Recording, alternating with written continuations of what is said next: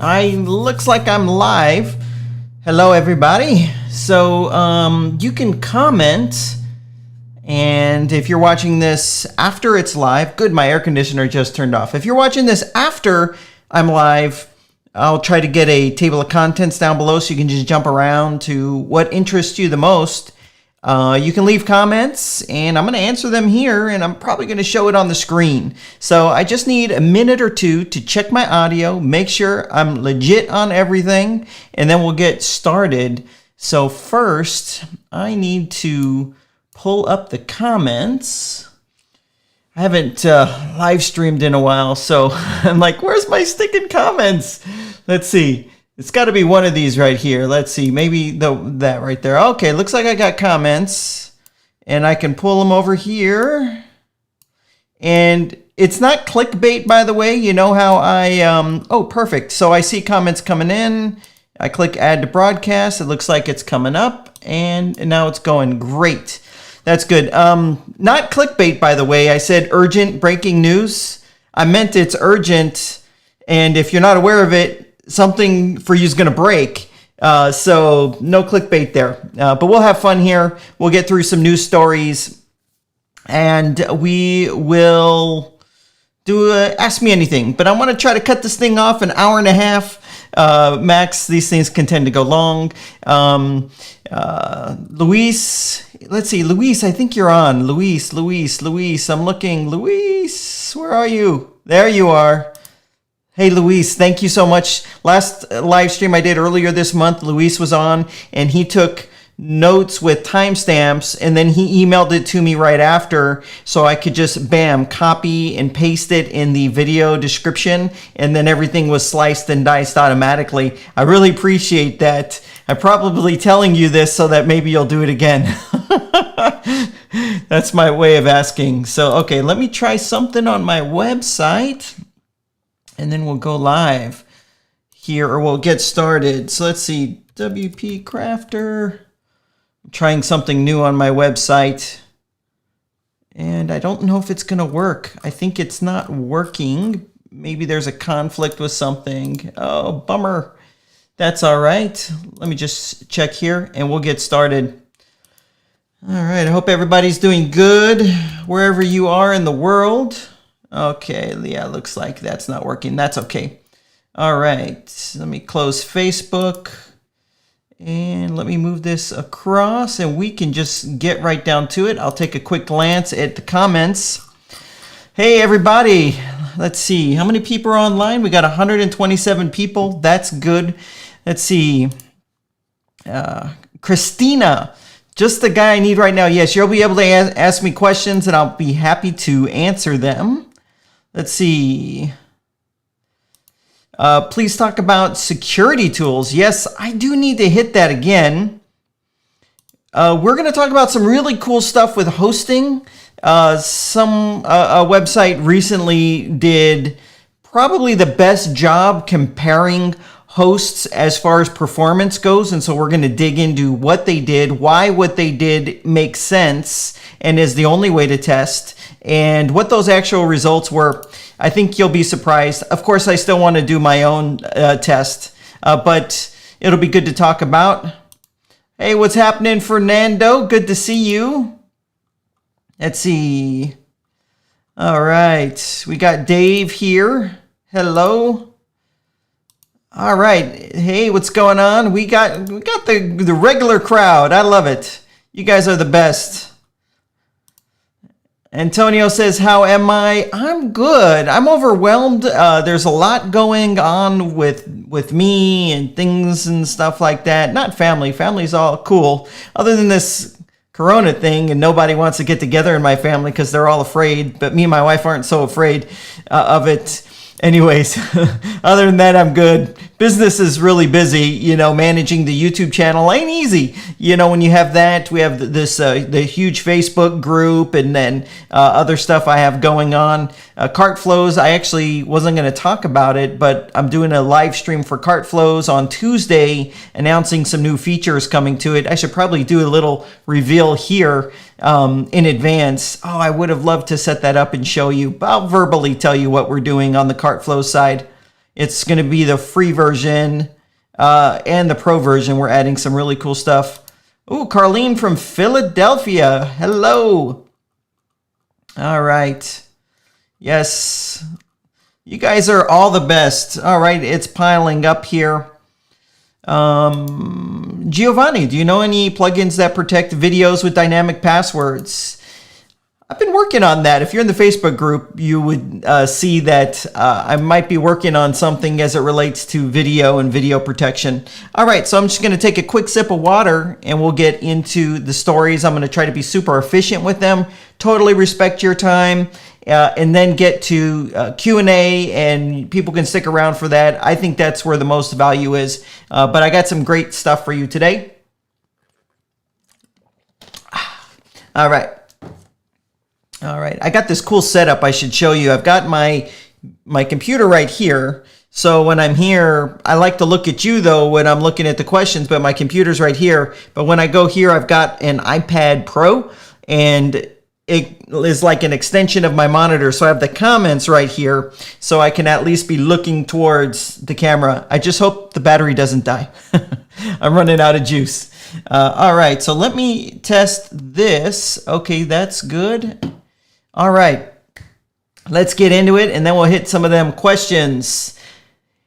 This is so the breaking news that I said in the title is as it relates to embedding content from other websites into WordPress. So Facebook owns Facebook, obviously, and they also own Instagram. And if you have a blog, or if you're a web developer and you manage your clients' websites and they have a blog, and they might be adding content from, say, an embed from Instagram or from Facebook. You can also do them from Twitter. It's actually very common. You've seen it whenever you've gone to a news website.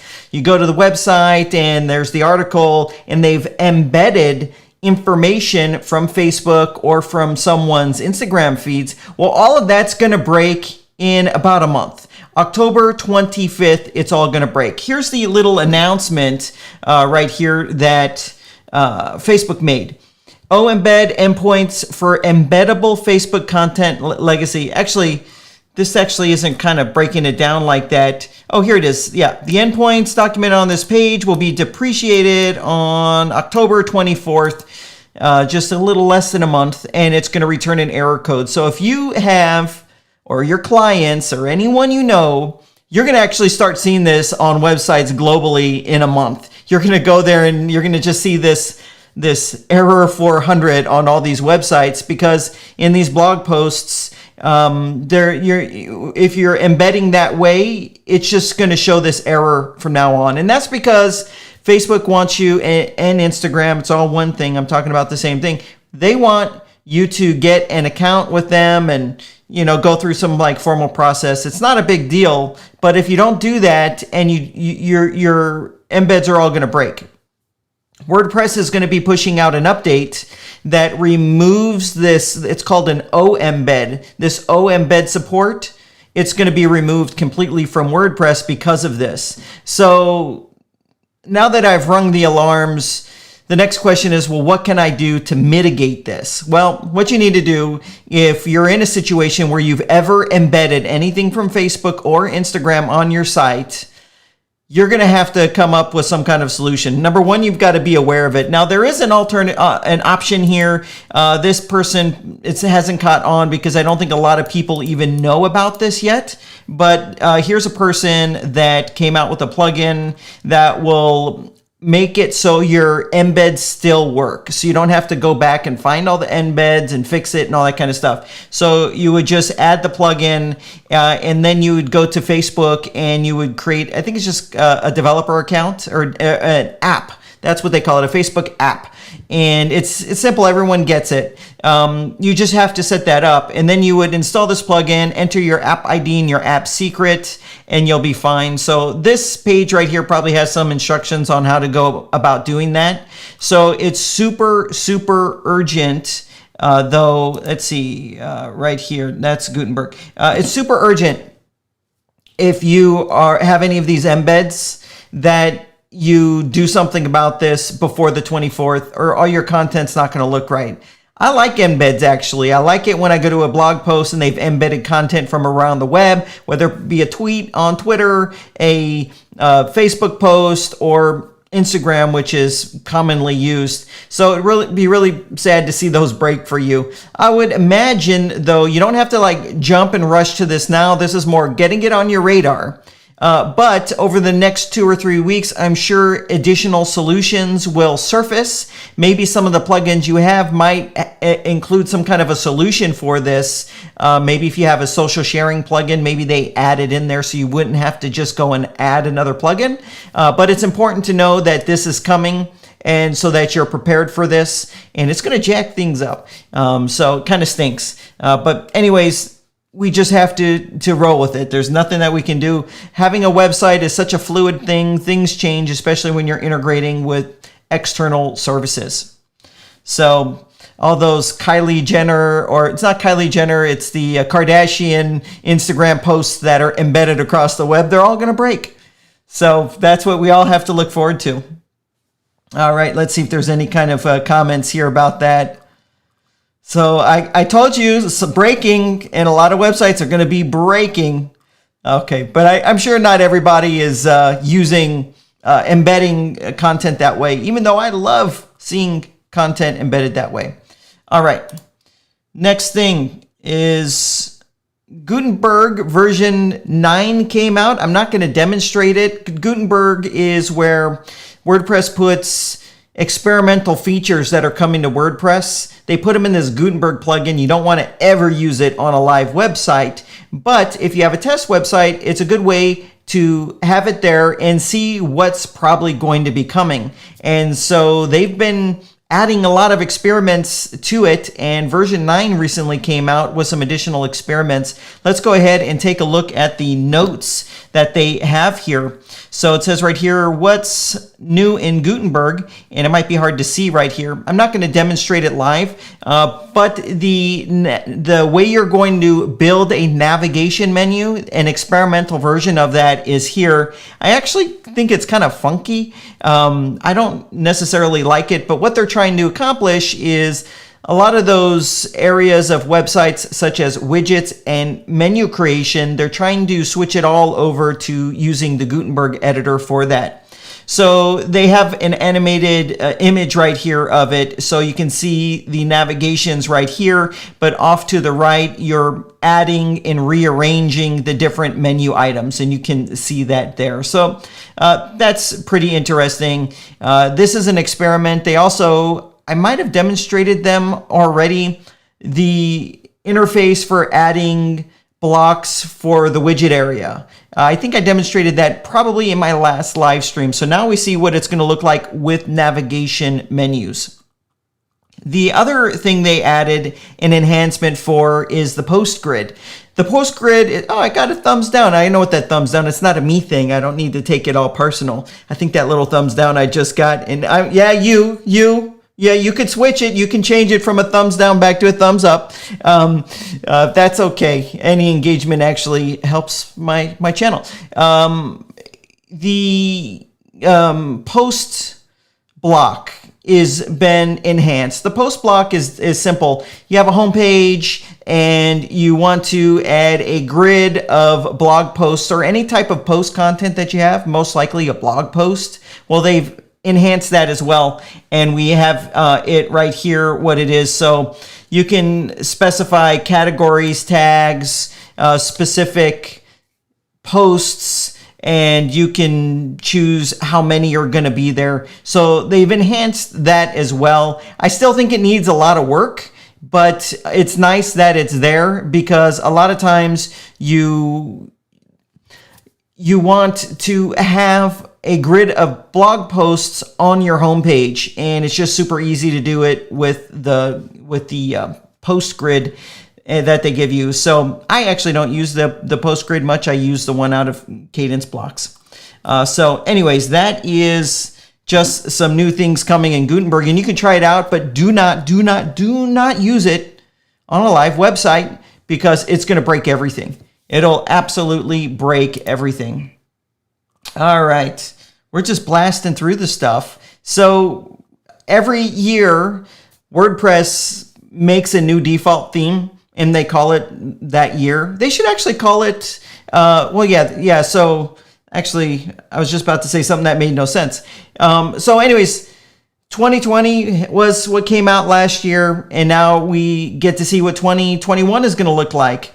I gotta say, I've never ever once used any of these default themes, and I would be interested to find out if you ever use any of these default themes. Let me know in the comments. So here is what it's gonna look like. It's obviously called 2021, and every WordPress installation is gonna have it by default. And I don't know who they make these things for.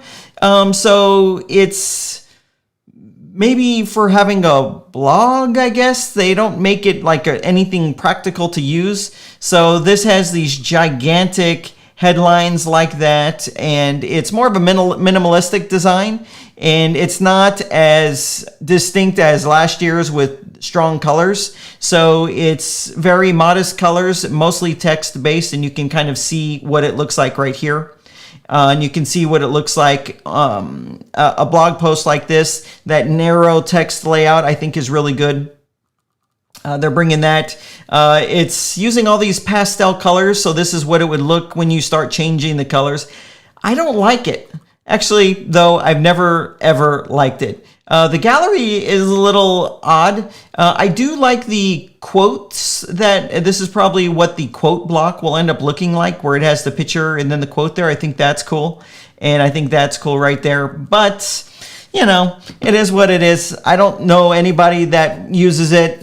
I would never use it. Although I got to tell you, before there were all these vibrant themes, people did use them. So like 2012 and 2013, I remember seeing those around a lot, but you'd have to be an old timer like me to have seen those. So this is coming out. Not that it matters. Anyways, all right. Let's see what we got going on here. None of you guys, oh yeah, see, used 2013. We got never used it. Yep, most people never use those. All right, let's see.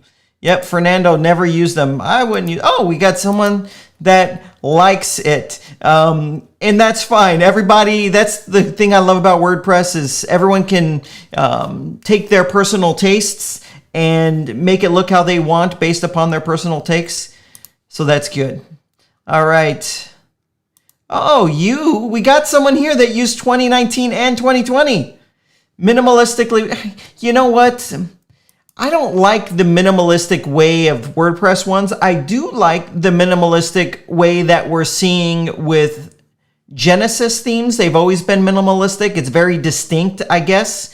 And I think that for any of you GeneratePress fans, they're putting out really quality minimalistic designs as well that I think are interesting. So, all right. Let's talk about web hosting for a second. So web hosting is just one of those hard things to talk about sometimes because all these questions come up. Which is the best web host? But then what makes a web host the best web host? Then how is the methodology of testing web hosts to find out which one from like a factual quality and resources and performance does better? And then there's issues of support, and then there's issues of like the features that they give you. I have my set of recommendations that I've been giving for a while, and I've been talking about lots of different hosting here on the channel. Sadly, it's led to some confusion, which I will accept a little bit of responsibility for. Not entire responsibility, but the issue is that everyone has a different skill level, everybody has a different budget, and everybody has different needs. And so that makes it so one host isn't good for everybody. So I have a variety of recommendations. So when you go to my website, WPCrafter.com/hosting, actually, I'm going to go to it right now, and then we're going to look at the actual hard data. Now, let's see. So I want to explain this because someone was not happy with me. I should spell hosting right? See, look at this. I put haunting. No, hosting, S-T-I-N-G. Let's see, did I get it right that time? I'm a notorious bad speller. All right, so when you come here, I have hosting recommendations broken down into 3 categories, and it makes total sense. More techie, this is your lower price hosting. It's going to be based on cPanel. So that's why I call it a little bit more technical. When you deal with the support, you're going to have to be on a technical level when you communicate with them, because they're going to communicate back to you on a technical level, but you can save a few bucks. And so I found the best hosting in this category, and I call it more techie, and on average it's $6 a month. Some might be a couple bucks less and a couple bucks more, but it's pretty much in that range, and they perform really good. Then I have non-techie hosting, and this is going to cost more. I put $10, but it's actually a few dollars less. This is SiteGround, and the reason it's SiteGround, they have an excellent tech stack built on Google Cloud. They have a custom control panel that is the easiest to get around with, and even though they had a rough patch of support during COVID, they've recovered, and their support is not, it's back to its greatness. How about that? So it's great for the non-techie. And so that's a different category of person that I don't want to save a couple bucks. I don't care about saving a few bucks per month if it's going to be a little easier for me to work with, right? And it also includes a speed optimization. Then the very techie, and this is going to be your hosting where it's a custom control panel. You will be talking to them in a more technical manner, but it's going to cost you more money. You're not going to have email hosted there, but you're going to have massive performance benefits, dedicated resources, and all of that. So I break it down this way. So on the more techie side, and I've got videos on all of this. On the more techie side, we have Name Hero. It's really good. The uptime is really good. They don't overload the servers with websites and customers. Their customer support is very quick to respond. It's going to be a little bit more technical, and setting it up is a little bit more technical. But if you're not a technical person and you go for the technical option and then you feel a little frustrated from the technology, maybe you shouldn't choose this. And we saw that as well recently. Someone was complaining about Name Hero. It's the only time anyone has ever complained about Name Hero that I've ever seen. They were complaining about Name Hero, but they weren't really that technical of a person, and they probably shouldn't have chosen it. Anyways, and then I've got SiteGround right here, and I list all the reasons why. And then our more techie right here is Cloudways. Why am I saying all this? Well, this actually I wasn't planning on saying this, but I did have like a little video in the Facebook group about it. What have I been doing? I've talked about SiteGround. I use it for my videos because I think it's easiest for people. But then I also had a big series on Lightspeed hosting, and I went over Name Hero, and I did some tests and other hosts in that category. And I said, this is great if you want to save a few bucks, have the performance, and just accept it's cPanel. I'm not a fan of cPanel, but you're going to have to deal with that, and it's a little bit more technical. And then I made a big video 2 weeks ago about Vultr High Frequency, which is now available on Cloudways. And so people are like, you're changing your recommendation so fast, but I've actually never changed my recommendation. It's that these are different hostings for different people with different needs, different budgets, and different skill sets. And I try to make that as clear as possible. Now, I know you guys that show up for the live stream, I know that you guys probably already know that, and so I appreciate that, but I just had to say that. But check this out. Let me get a sip of water and let me show you some really cool data that was just published. So, I have to show this comment right here. Cloudways is not that hard to manage. Give it a try. You know what? You're absolutely right. I don't really find it that hard to manage either. I think it's actually very easy to manage. But it's kind of, I rather underpromise and overdeliver. So I rather say it's going to be really hard, and it's maybe not as hard as I'm saying it is. So that, you know what I mean? That underpromise, overdeliver. Anyways. Yeah. So, all right. We have, okay. Okay, so check this out. A web hosting company this week released a blog post, and we're going to look at it. And they said, they're a web hosting company, and we're going to test all these other web hosting companies. And they said, this is our methodology. We're going to order an account with all these web hosting companies, and I'm going to show it all to you in a second. But what we're going to do is we're going to get them to turn off caching, and we're going to disable the CDNs, the content delivery networks, and then we're going to test it. And that's when you truly see the quality of a web host, is when you, to be able to compare, is what I'm saying. When you remove all these things that they're doing to kind of mask maybe the true performance of what you're getting. Once it was in the CartFlows group, and someone was saying how they're on WP Engine and their site speed stinks and all that. And another guy from another hosting company basically jumped in, and he's like, WP Engine, it's just heavily cached shared hosting. I don't think that's like super accurate, but the heavily cached part is, meaning there's all these things that they're doing to get the most out of the resources. So it feels faster on the front end. That was the whole point of the Cloudways video, was with a ultra high frequency. The whole point of that was that you see how slow your web host really is on the back end of your website when you're trying to do stuff and you're trying to go from screen to screen. And that's when you see how good or bad your web host is, because it's not cached. So anyways, they set up these hosting accounts. They got them to turn off all the CDNs and all the caching. I don't know how they did that though, because you usually have to specifically ask. Then they did 2 different tests. They did one with a website called Loader.io, and what that is a website that will hit it with will hit the website with traffic just to see how many concurrent users it can handle that's doing stuff. And then they did a test to find the TTFB, that's the time to first byte. That's when someone types the address in the web browser. How long does it take where the parts of the website start getting loaded?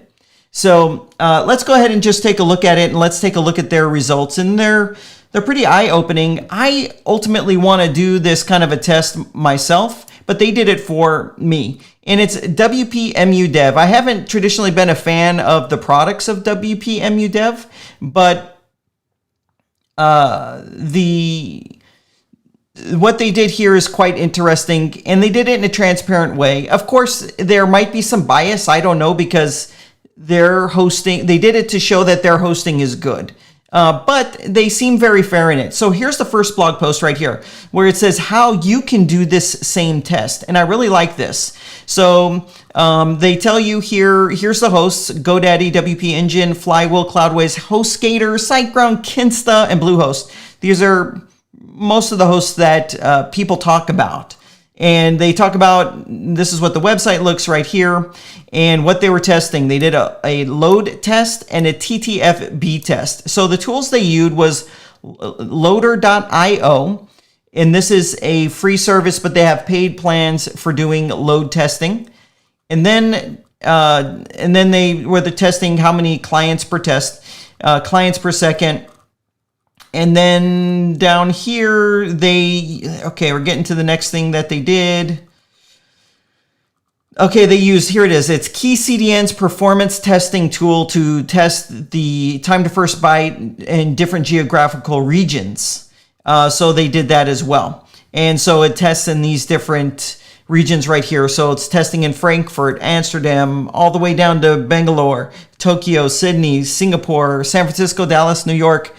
I named them all anyway. So it tells you the exact time it took for the website to start loading. To me, logically, this is the best way to test a host. Logically, to me. All right, so, okay.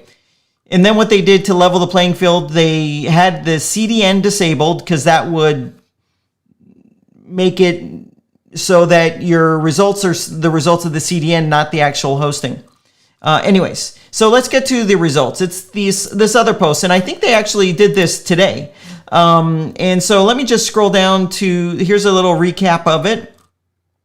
All right, and here's the raw results. Now, I'll just summarize it. Kinsta came in number 1, and I'm not surprised.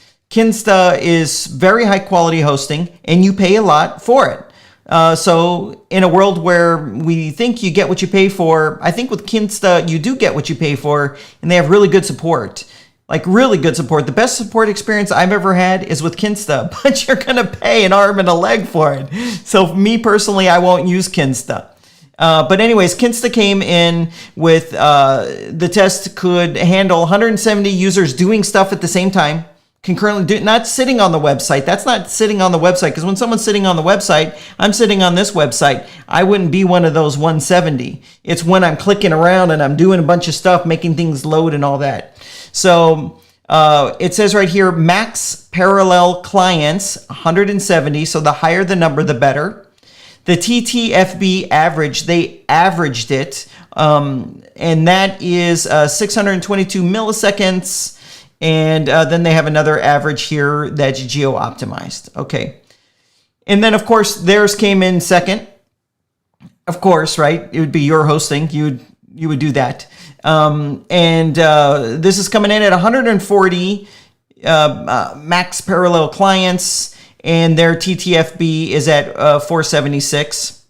Now, Cloudways, they didn't choose the Vultr high frequency. Whenever I'm talking about Cloudways, I'm saying it must be Vultr high frequency. It must be Vultr high frequency.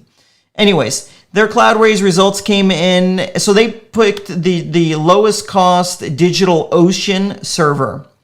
And that came in at 70 max parallel clients and probably some of the lowest TTFBs at 402. And the average is 53. And then they, down here, scroll down, they talked about their conclusion. And their conclusion was this: if you have the money to spend, Kinsta, like if money is not an object to you, because you pay a lot for it, it's based on how much traffic, Kinsta is the way to go. And honestly, I would probably agree with that. Out of the ones they tested, obviously there's a million hosts and they can't test all of them. But here, they basically came to the conclusion that Kinsta's the best, but Cloudways is pretty much the second best. When you factor in, the results were pretty similar to their hosting, and as far as the price goes, so when you see this list of pricing, these are all based upon a single website. And out of this list, Cloudways is the only one that lets you have multiple websites for that price, and those websites don't have metered traffic. So the Cloudways server, I would go Vultr HF. It's a couple dollars more. I think it's 13 or 14 a month. It's like 13 a month, maybe $3 more than this. But you can have multiple websites, and I bet you Vultr High Frequency would have performed better. But that's neither here nor there. Like, for example, they say their hosting is $750 a website. So when I go here, and I think I can click on hosting, let's see what there's, of course they said it's between them and Cloudways. When you go to their hosting, it's actually per year. So if we did monthly, because you can pay, you pay for Kinsta monthly, you pay for Cloudways monthly, they should actually put their monthly price in here. They instead put their average if you paid for a full year. So it's $10 a month. So in their testing, it ends up being the same price as a full DigitalOcean server. And down here, though, it says it's for 20,000 estimated monthly visits. So it's one website, 20,000 estimated visitors, and then you start going up pretty quick, right? If it's going to be 50,000, it's going to be 25, and that's for a single website. So the reason I find this quite interesting is because I think they had a lot of integrity, and of course there's going to be, I'm not accusing them of anything, but of course there might be some kind of a bias there. Who doesn't have a bias? And that's okay as long as they're transparent about it. So what I like about the way they tested it, though, is they're actually testing what you can expect performance-wise when you peel off all the layers. What are you really getting at the end of the day? And it basically really justifies going the Cloudways high frequency route. Like I showed you on that map, it's more technical because you have to understand something called DNS, because your email is not with them. Your email is hosted someplace else. I guess that would be one of the advantages of going with them, because I believe it says here it does include email. So their service includes email accounts, where a lot of the others, WP Engine, Kinsta, Cloudways, you don't get email accounts included. So, but I found it was quite interesting. I would like to take the same methodology and do similar tests. Now, then the reality comes in. Then you're going to put your layers back on of server-side caching. You're going to put your layers back on of front-end caching, all the different caching mechanisms, Redis, and all of that. And then you're going to be able to handle more simultaneous users doing stuff on your website. So it ends up being much greater. But I thought this was quite interesting and quite eye-opening. If I find some time, I would actually be very easy to do it with Cloudways, to set up a site on it and then do some of that load testing just to see how it is. And no caching, no CDN, and all of that. I'd like to see that too. So Fernando wants to see that. I want to see it as well. I think it would be quite eye-opening to see it, but with Vultr high frequency. So I just wanted to clarify those things that I mentioned. Number one, the reason I recommend different hosts is because everyone's in a different situation. When I started out, I was in shared hosting, and then I moved to SiteGround, which is not really shared hosting as much as it used to be. And now I'm into dedicated virtual cloud servers. And I don't think I'll be going back because I have the money to spend on it. And I don't mind spending money on great performance. But great performance doesn't have to cost a fortune. And that's what I love about Cloudways. All right, so I do want to scroll through and see some comments on this in particularly. All right. So a lot of people have been taking... Okay, so I'm going to scroll up here and just go through some of what you guys are saying. You know, let's see. Okay, here. So we got a bunch of people that Cloudways LOL. Let's see. Oh, you're LOL. You're getting Cloudways right now. Okay, that's great. That's great. Cloudways, Vultr high frequency. It's not going to be the same if you try the others. It has to be Vultr high frequency. Okay, love Cloudways, able to clone apps. I want to make a video on some of those specific features that you can do, cloning apps, backing up, a lot of those cool things. Let's see.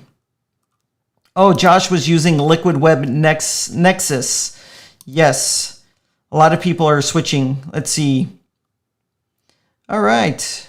Oh, here's something about Hitman. Adam, is that a miniature Hitman of... not with my head. It is a miniature Hitman. It's just not. These are not me. One guy was like trying to trash me in the comments, saying, "How can you trust someone that has toys of themselves on their video?" And I'm just like, this ain't me. This is Dr. Evil, and that's Hitman. I just thought it would be cute. I was trying to find something new. There's actually something new here, and I wonder if any of you can guess what it is. So just look around and tell me what's new, and I'll show it to you. Yeah, no, that's Hitman. I was like, let me find some bald people, because people for the last 5 years have been bagging on me because I'm bald. So let's have a little fun with it. Okay, let's see. Miguel, I went to try Cloudways for a month, but I think I'm staying with SiteGround even with the regular price. SiteGround makes everything really... Yeah, exactly. It makes everything really easy for you, and support has been really good. Exactly. There's different hosts that fill different gaps in the market and are ideal for different people. And, you know, that's it right there. So... All right. Okay. Let's see. We got another name hero for some of my sites. Just signed up with Cloudways. So check out if you haven't seen my Cloudways video, check it out. I just give you the challenge. Throw your slowest site on the back end, your slowest website. You can hide the front end with aggressive caching on the back end. Throw your slowest site at it. They give you a free 3-day trial, so you're not even paying anything, and it's not even one of those things where you got to give them a credit card. Just go give it a shot for 3 days and see for yourself, but it has to be Vultr high frequency. Yes, this is live, and that is a dog. I shouldn't bring him in here. He's grown up. All right, so let's move forward. I hope you guys enjoyed that. All right. So the Kadence theme, I started talking about it a few months ago.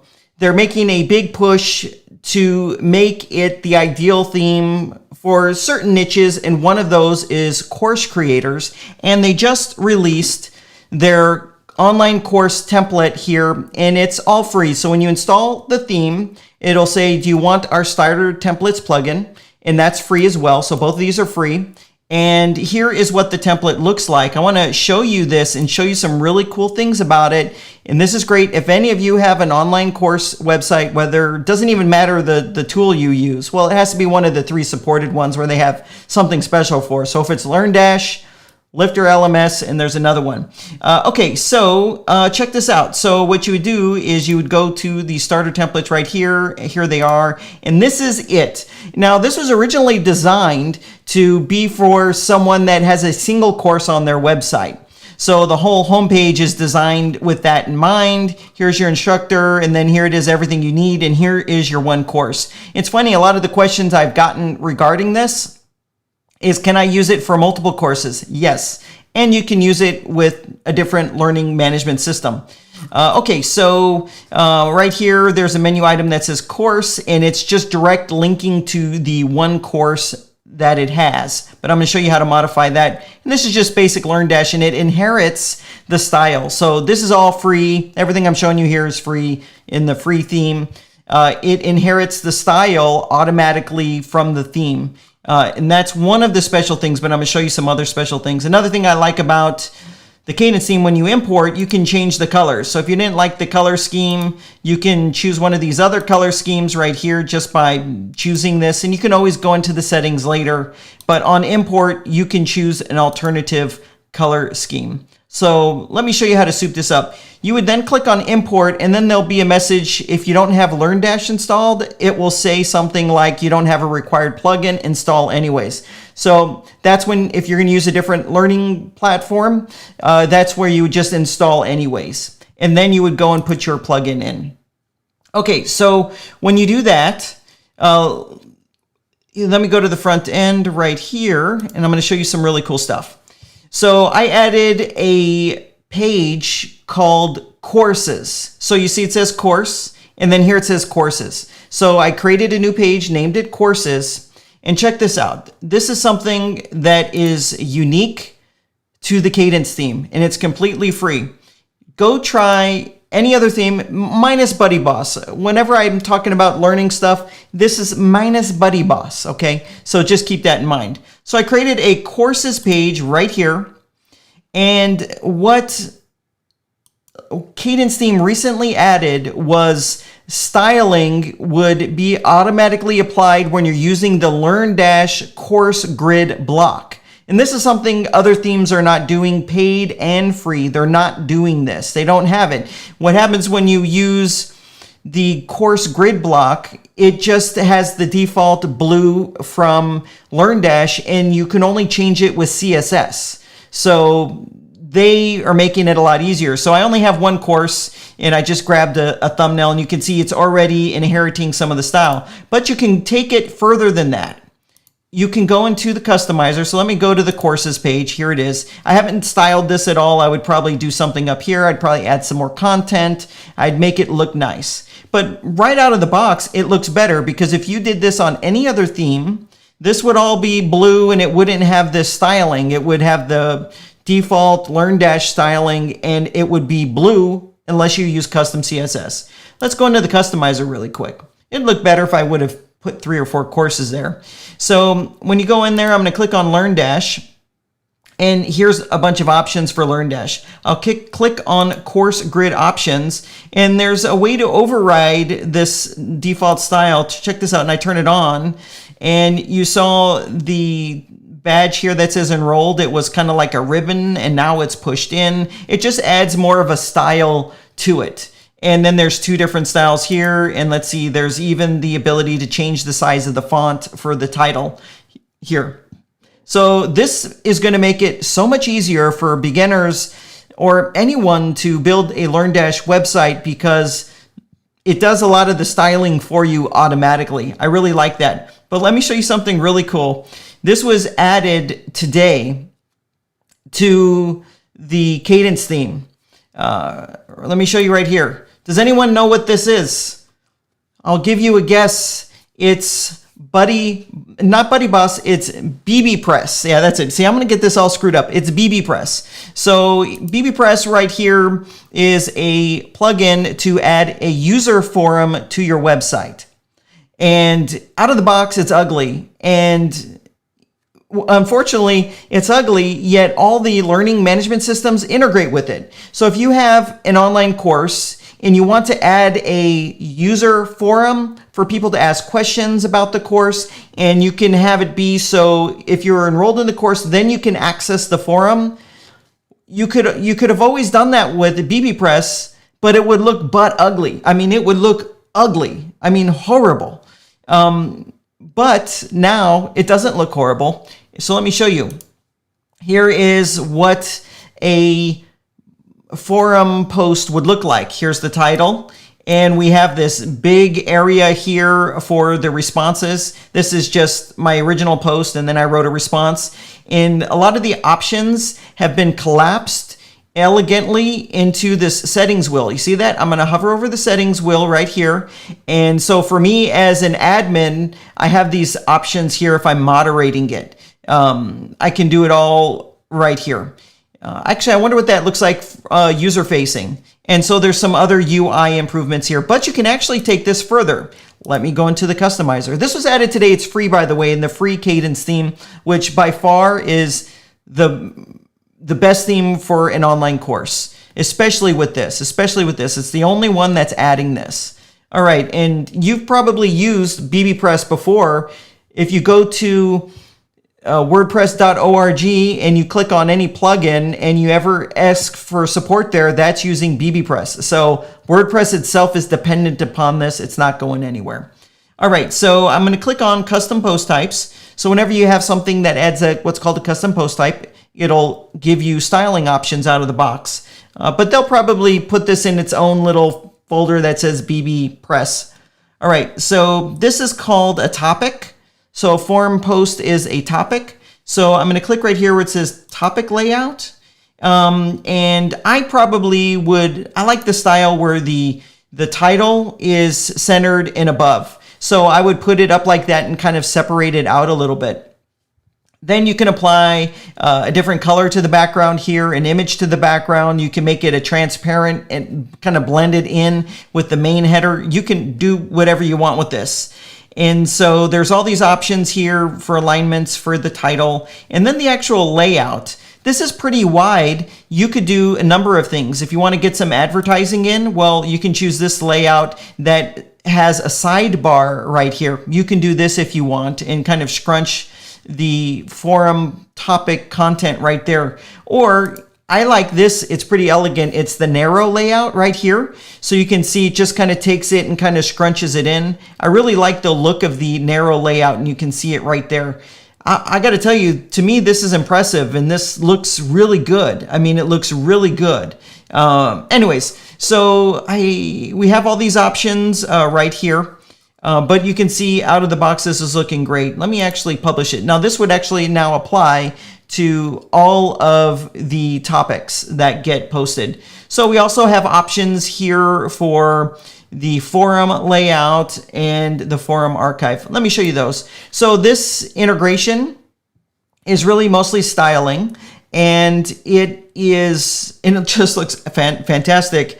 But it's initial. So this is the initial styling, and over the next week, it's going to get styling improvements to the list of forum topics and then the list of forums. Let me show you what those are. They're not as impressive, but it's totally doable right now. This is like stage 1, right?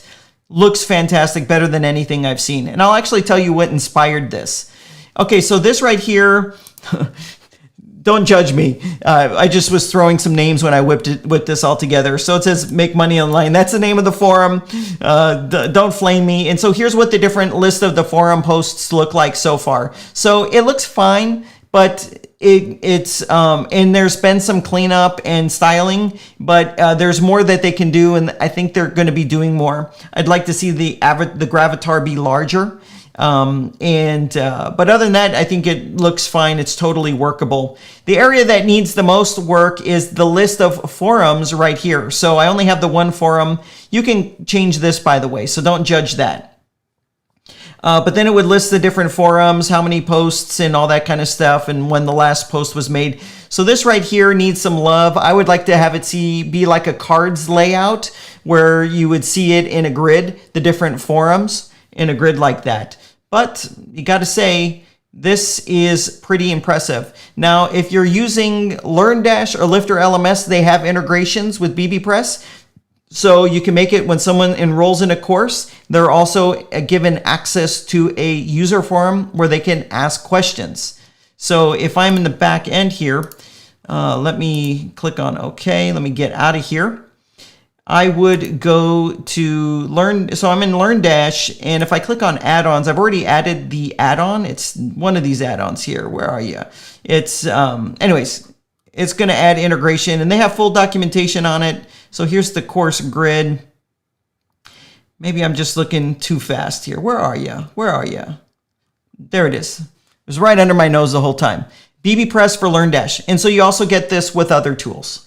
So this is a great way to have a really lightweight online course website and also have some aspects of community. Obviously, if you want to take this further, you should definitely go the Buddy Boss route. They got it on lock with groups like Facebook and all that.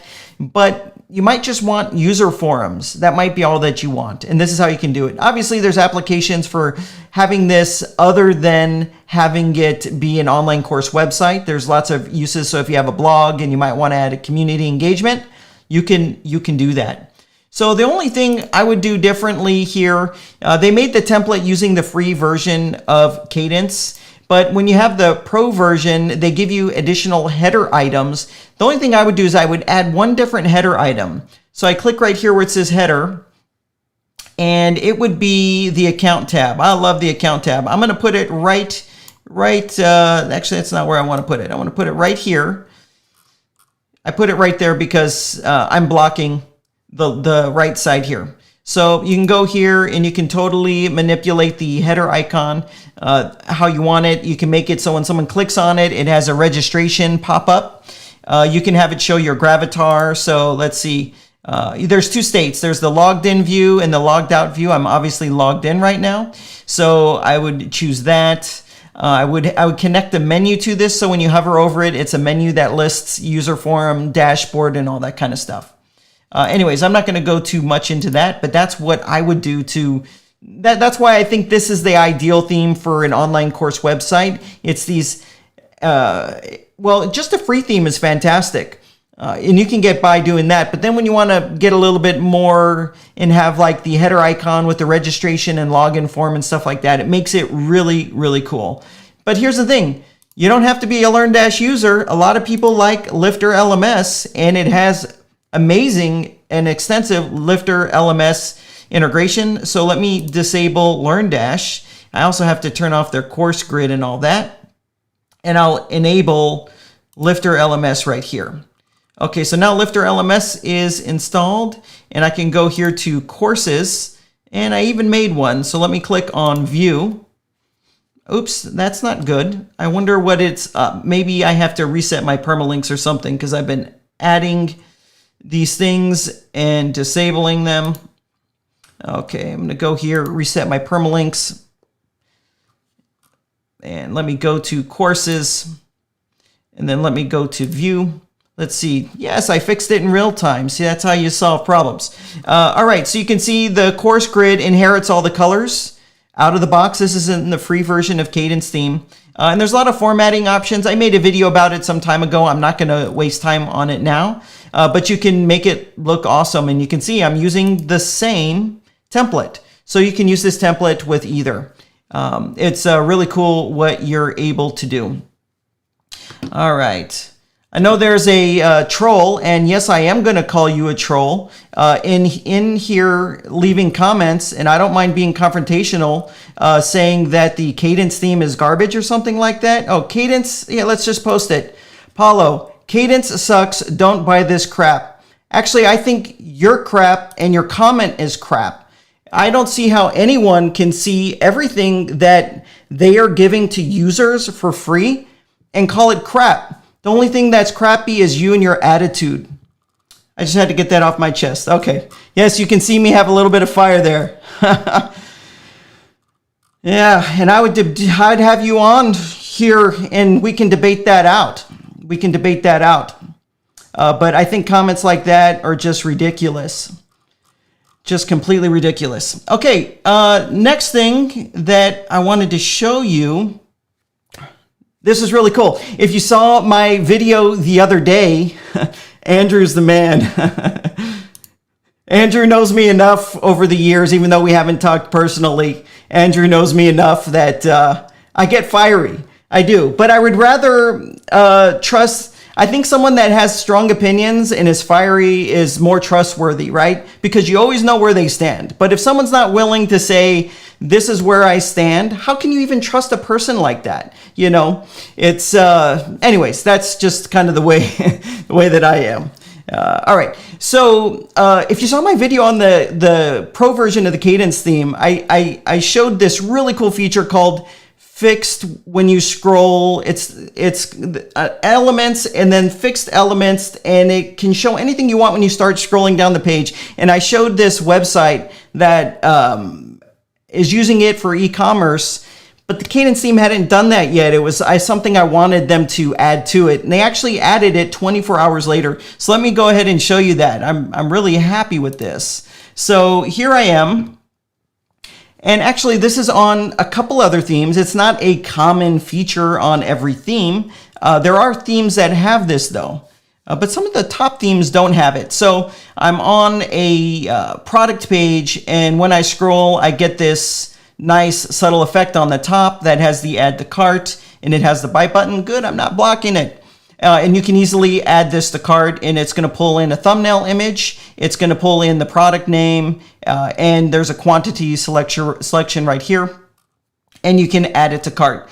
I really like that, and they added it. So this is unfortunately just a pro feature, and so if you are using the theme, you can go to the customizer like this, and then we're going to click on WooCommerce down here. And then we're going to go to single product layout right here. This right here is really unique features that is only in Kadence. It's in the free version of the Kadence theme where you get to put these bullet points and you get to put these guaranteed badges, change the text. I really like that. But we're looking at this right here, sticky add to cart right there. Now, the reason this is cool to me, even though we see it with some other themes, is that you have the ability to put anything you want in that sticky area when you scroll. You can put anything that you want in it. And it's going to be expanded what you can do. It's going to be pulling in dynamic content. Now, this will be probably like 60 days down the road, 90 days down the road. But you'll be able to use dynamic content. What is dynamic? Well, you kind of see dynamic content being pulled in, right? You see the product image, the product title, and some specific elements that are dynamic, which is an add to cart button. How about a blog post? You see this on like Mashable. You scroll down, it pulls in the title and maybe some social share buttons. But the point is you're going to be able to use dynamic content from the page that it appears on in the future. And this could end up being anything that you want. So me on my website, you guys have been to my website, I have product reviews there. Well, I might want to do something really custom there. You know what I mean? The product name, maybe a little bit of text, and then maybe a button to go to the website and buy whatever. You're going to be able to do some really out of the box things with this really, really soon. So anyways, I think that's like the cool stuff. I love cool stuff. I like innovation. I like that they are definitely innovating. And you're able to do some cool stuff. Speaking of innovating, we got one more thing, and then we'll just turn into some Q&A. I tell you, I don't know how I do it. I'll sit here and I'll talk for 90 minutes straight, but I love doing it, and we're interacting. Okay, so check this out. If you have been on the channel, if you're in the group, you know that we did the first WPCrafter special deal, and it was the Automator plugin, and it was amazing. The deal exceeded all expectations as far as it being a success for the users, the people that bought the tool, and the company that makes the Uncanny Automator plugin. They're thrilled, but what I'm really thrilled about is they are bringing it.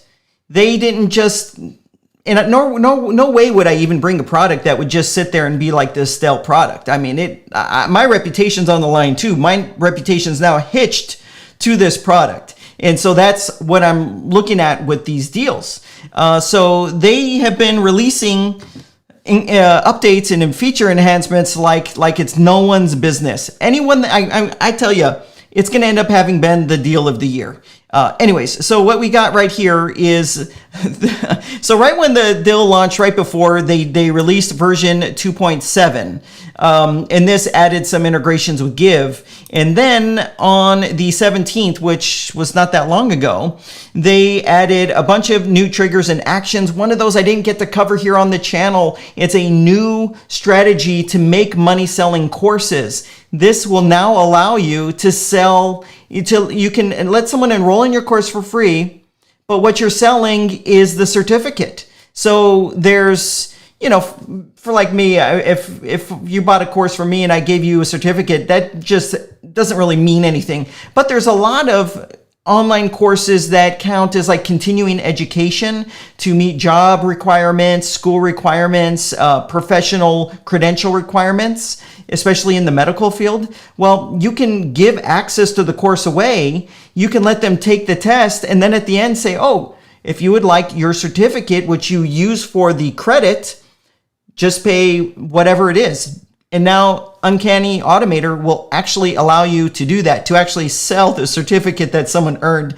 I think it's brilliant. But also, if you let someone go through your course, people actually do like getting a certificate and having a printed certificate. One of the things you see a lot of really successful course creators doing is they ask people to take a picture of them holding their certificate, and they use that in the group as a selling tool. Anyways, that was this, but then they just totally crushed it because during the deal, people are asking for this. It's just most of what people wanted was integrations with certain things that they use. And they just crushed it with 6 new integrations right here. So let me just go through them quickly. And I don't want to take up too much time. So they did deep integration with BuddyBoss. So here's a list of it. And there's other things I'd like to see them do based upon Fernando's suggestions and messaging. But this is a great start. And the deal only ended 2 weeks ago. So it's a great start. So you got a whole bunch of new things that you can do in BuddyBoss. They added MailPoet integration. A lot of people are asking for MailPoet because it was on AppSumo last year and a lot of people bought it. It now integrates with MailPoet. Elementor Forms. Well, it technically could before because of the webhooks, but it was more clunky to set up. Now it is fully integrated with Elementor Forms. I want them to investigate integrating with Elementor pop-ups though, but we'll take what we can get right now. Elementor Forms. Integromat. So Integromat's a different beast than Zapier. I would take Integromat over Zapier any day. Integromat does a lot of other things than just facilitate these different connections. So if you're a big fan of Integromat, now you can directly natively integrate. It's great. Events Manager, Happy Forms, another product that was on AppSumo, and they've enhanced some of the features that as it relates to WordPress and the things that you can do, and it's listed here as well. I got to say that, and so you would want to go to the blog post here and read through it. I got to say, this is the deal of the year. They are bringing it. They are serious about this product. They are delivering it. They are delivering what people have been asking for. And that's the kind of deals I want to bring. That's why I'm probably not going to bring deals like often, maybe like every other month, every other month, something like that, because it has to be the right company. They have to be serious about the product. They have to be responsive to what people ask for. They just have to bring it, because my reputation's on the line. So I'm happy with what Uncanny Automator is doing. I think it's fantastic. And I'm glad that I was able to bring this deal to you guys. And for those of you that bought a lower price plan, remember you had 90 days, I think it was 90 days to upgrade if you wanted more sites. It was their way of doing a split pay. I don't know if I'll ever get them to bring the deal back. I will definitely try around Black Friday. I don't think they will. They said they won't, but who knows? I can maybe be persuasive. All right, so okay, now it's time for your questions, and let's see. I've got about 25 minutes, and I'll do my best to go through them. All right. Okay, I see lots of great questions and comments. You guys know I'm not perfect. I might say something wrong, or not wrong, but maybe I might miss a fact. I see some comments here correcting me, which is totally good. Oh, the CartFlows stuff. Before I do this, I'm going to give you the inside scoop. I'm not trying to sell anything here, by the way. Actually, I am. CartFlows is my product. I don't even really talk about it on my channel. Even though you would think if I had a product, I would talk about it more. But I don't, because I don't know, it feels different for me. But I really should. Anyways, we're sending an email out to everyone who we have an email for on Monday. And we're saying two things, and I'm going to tell you in advance. So you guys are going to know. Okay, first thing it's going to say is we've added upsell and downsell support for Square. So this is only for CartFlows Pro. I'll tell you the free CartFlows stuff in a second. Square, the reason why it's important is a lot of businesses, local businesses, can't use Stripe or PayPal because of the business that they're in. In the United States, there's an industry that's been exploding over the last 24 months called CBD.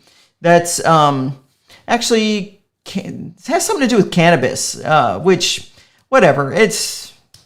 Anyways, we have some weird laws here in the United States, and payment processors won't take their business, but Square will. And so it's funny, people that are in the CBD business, they're always saying, oh, when are you going to get Square support? We're finally adding that. And that comes out on Tuesday. But the more exciting thing is if any of you have used CartFlows before, the free version or the pro version, there's some usability things that we want to improve upon. We're already redoing the UI. That's not coming out till later. We're revamping we're adding dashboards and analytics. We're doing a lot of cool stuff, but this is later in the year. But what we're releasing on Tuesday is our first batch of native page builder modules. So if you've used CartFlows, say with Elementor or any other page builder, when you want to insert the checkout form or the opt-in form, or if you're a pro customer, the different upsell downsell stuff, or maybe the thank you page stuff, you had to take this short code and copy and paste it in, and that's fine. But we knew we could do better. And so we have the first batch of native modules that we're releasing is for Elementor. So this includes the free version of CartFlows and the pro version of CartFlows. Everybody's getting native Elementor modules on Tuesday, and it's going to have all the styling settings in there. So it's just going to make for a more smooth process of making your sales funnels and your landing pages look exactly how you want. And we also have upsell, downsell, and thank you page modules. So we're going all native with modules. We're first going to release the Elementor ones, but we're wicked and we're focused. We've got other ones in the works, of course. We would be foolish not to. But most of our user base is Elementor. Of course, we're working on Gutenberg ones. There's a few challenges we're working to overcome. I'm excited about that because you guys know I've been really getting into Gutenberg. And we have, I think, Beaver Builder and maybe Divi next year. We haven't even started on that. So I've just revealed more than I should have. I just kind of probably blew the big reveal for Tuesday, but that's all right. We have lots of cool stuff we're always working on, and we have lots of surprises in store. We have some big surprises in store that are going to surprise people, but this is just what's coming out on Tuesday. It's going to make your sales funnels building process a lot easier, a lot more seamless.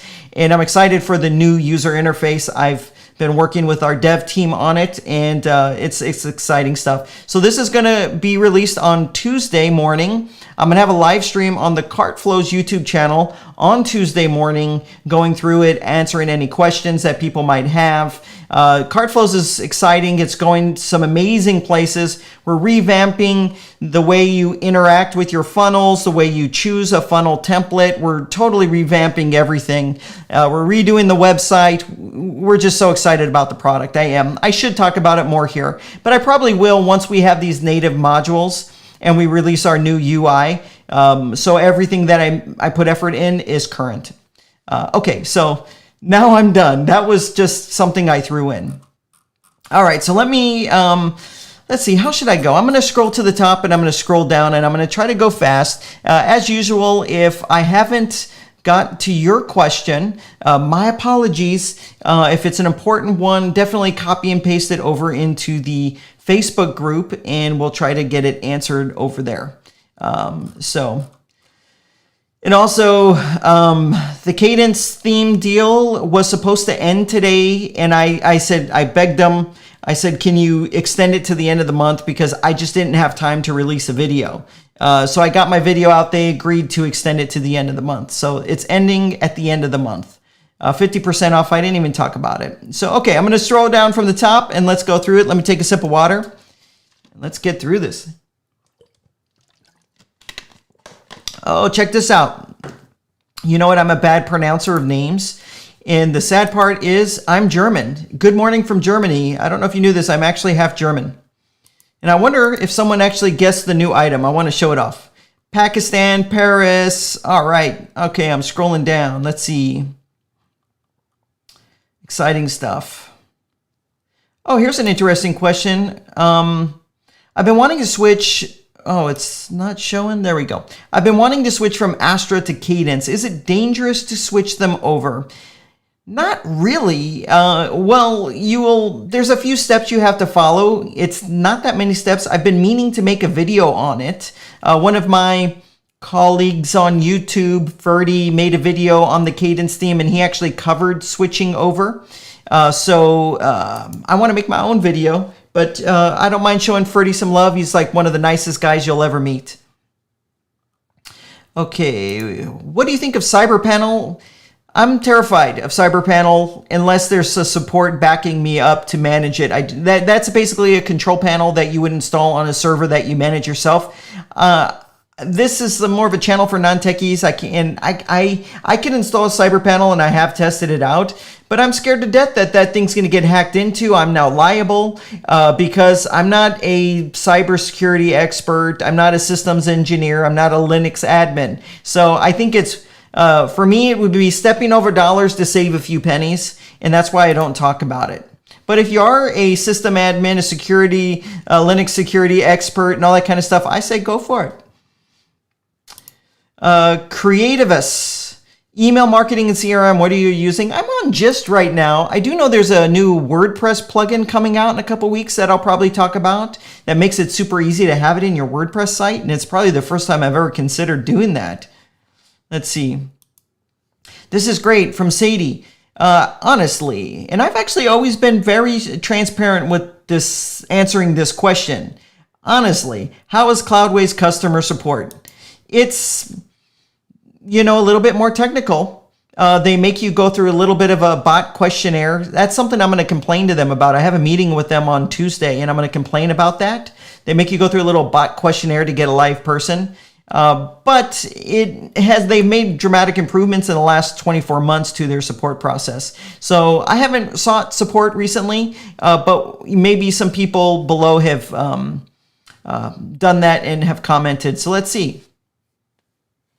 This is the best question of the day. I have a question. Everyone wants to know, how many black polos do you own? I should post you know what?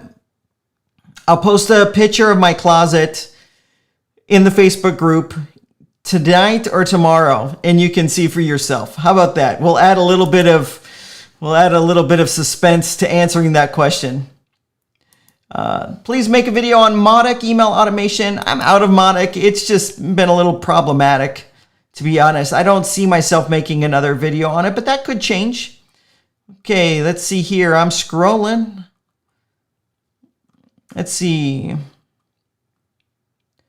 All right. Oh, Fernando's asking where I'm located.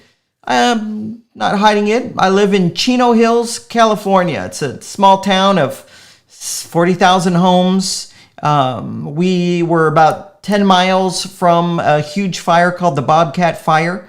That took a couple days out of me with allergies. It was pretty rough. But in California, all the fires. Miguel's asking more information on the food delivery product, and you can't wait for it. I'm so glad to hear that you can't wait for it. I'll try to do start leaking some information. We'll probably get a website online for it next week, and we'll start leaking the information. There'll be a free version and a pro version. It'll end up being the premier solution anyone uses to accept local orders for a local business. So for restaurants or for any local business, it applies perfectly to. Let's see. Oh, I do like the A/B test in CartFlows. Yes, if you're not aware, anyone, we added A/B split testing to CartFlows, and it's awesome. It's so easy to use. And, normally a split testing service can be like up to $100 to $300 a month, and it's just included with CartFlows now. I'm glad we did that. All right. Yes, Antonio, video protection. I'm working on some stuff with that right now, experimenting. I've been talking about it in the Facebook group. Oh, CartFlow sneak peek. That's probably when I announced I was going to do it. Sweet. Switched from Astra to Kadence and won't go back. I mean, Kadence just keeps adding, they're bringing it. I'm sure you saw after you wrote that comment, they're just bringing it. Let's see, and this is great from George. Does Kadence have fast load times? I covered that in a video that I posted 2 days ago. It's just as fast as whatever theme you'd consider the fastest. It's right there with them, despite all the added functionality. So to answer your question, yes. All right.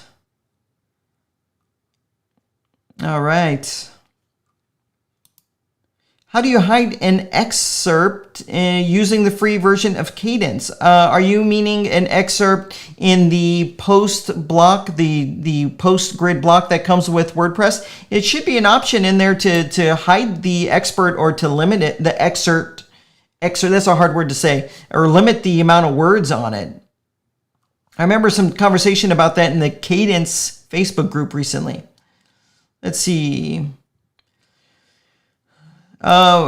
My cash on demand option is not shown in CartFlows checkout. Just send a message into support on that. I don't work the support desk. I check in on it once a day, but I don't provide support. We have a full staff that does that.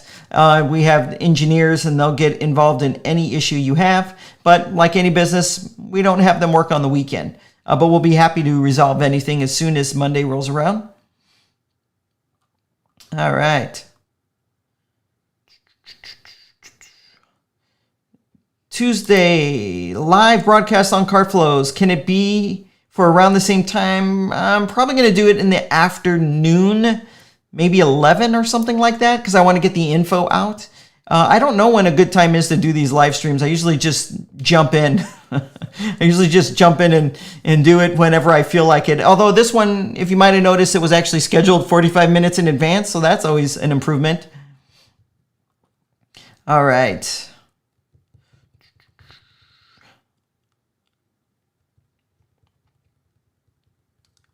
This is something from Nancy. Hey, Nancy, in regards to the Kadence theme, I installed Kadence theme as I'm rebranding to product services. I also followed your coming soon mode. The page doesn't show even when in incognito.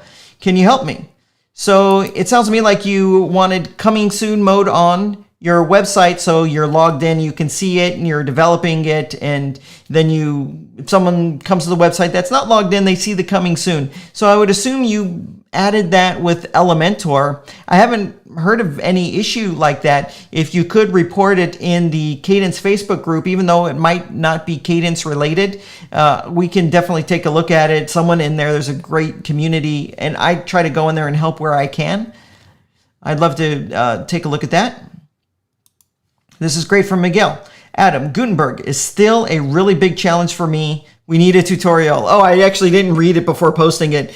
Tutorial is definitely coming. You know what? It's just something you got to get used to. I do think I can bridge that gap effectively in a tutorial. So you're right. Let's see.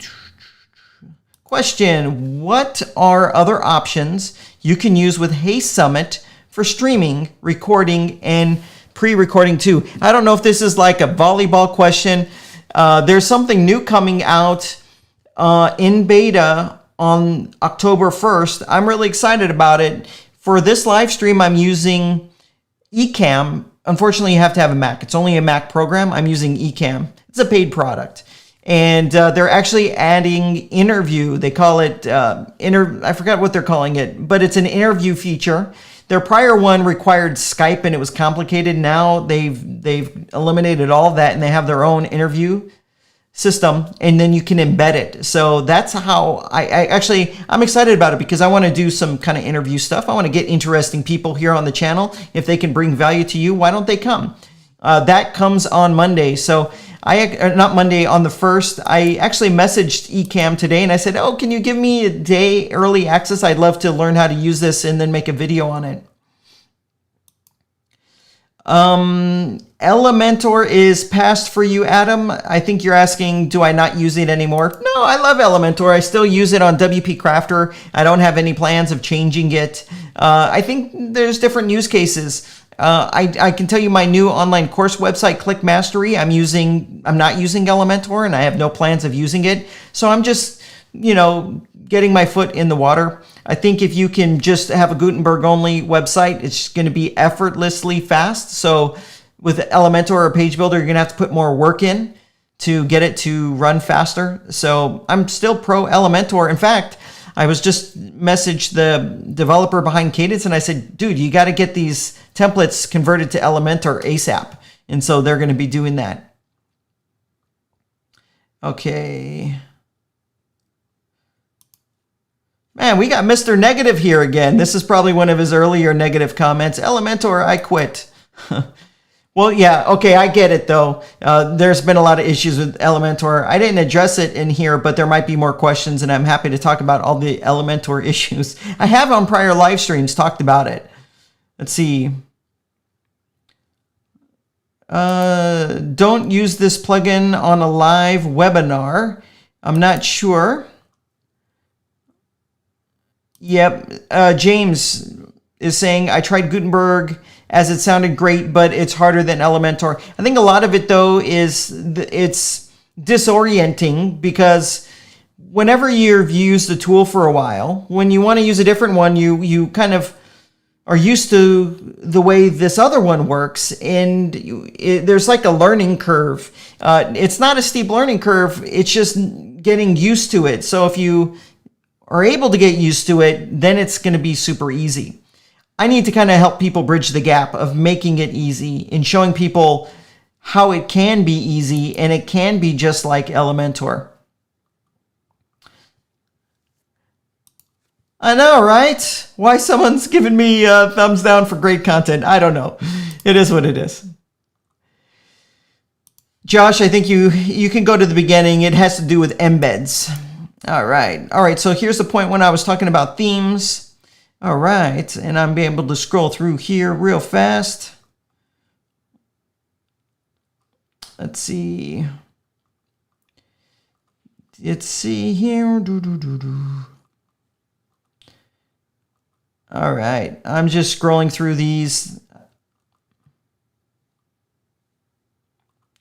All right. Elementor make it to 2021. They certainly will. They certainly will. But they screwed up. I think they did. That's just a opinion. Let's see. All right, I'm scrolling down. This is interesting from EDU. So we shouldn't use Kadence blocks, Gutenberg blocks for page builders? No, if you want to use Gutenberg, definitely use Kadence blocks. If you're going to use Elementor, just use Elementor. Elementor works great with the Kadence theme.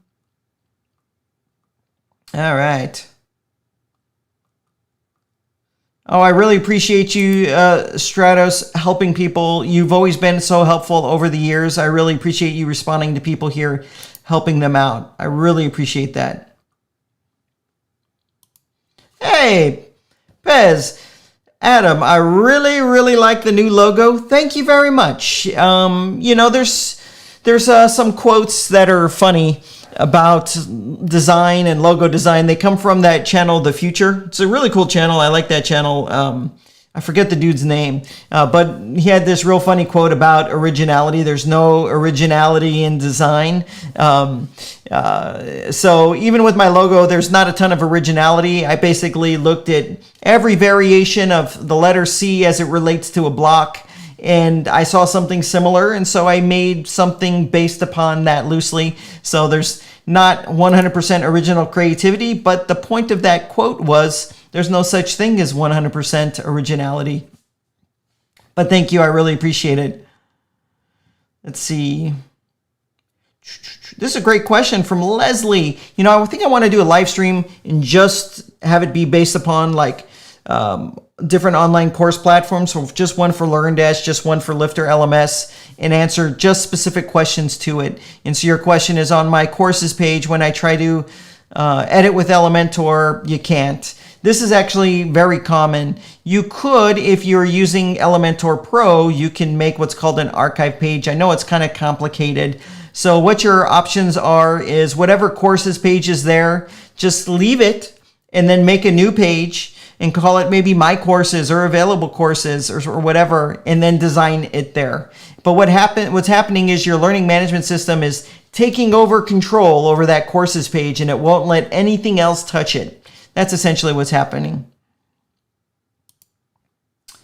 All right, Giovanni right here is saying, oh, I haven't found the Facebook group yet. It's in, there's a link in every video to the Facebook group. Oh man, I knew my iPad was going to die, so now I'm going to have to look here at the comments. That stinks. I like to look at the camera instead. My iPad died. Oh, well. Okay, so give me a sec to recalibrate. Hopefully it'll remember where I was. Okay. Oh, no, it didn't. That's all right. Okay. I just need a sec. Sorry.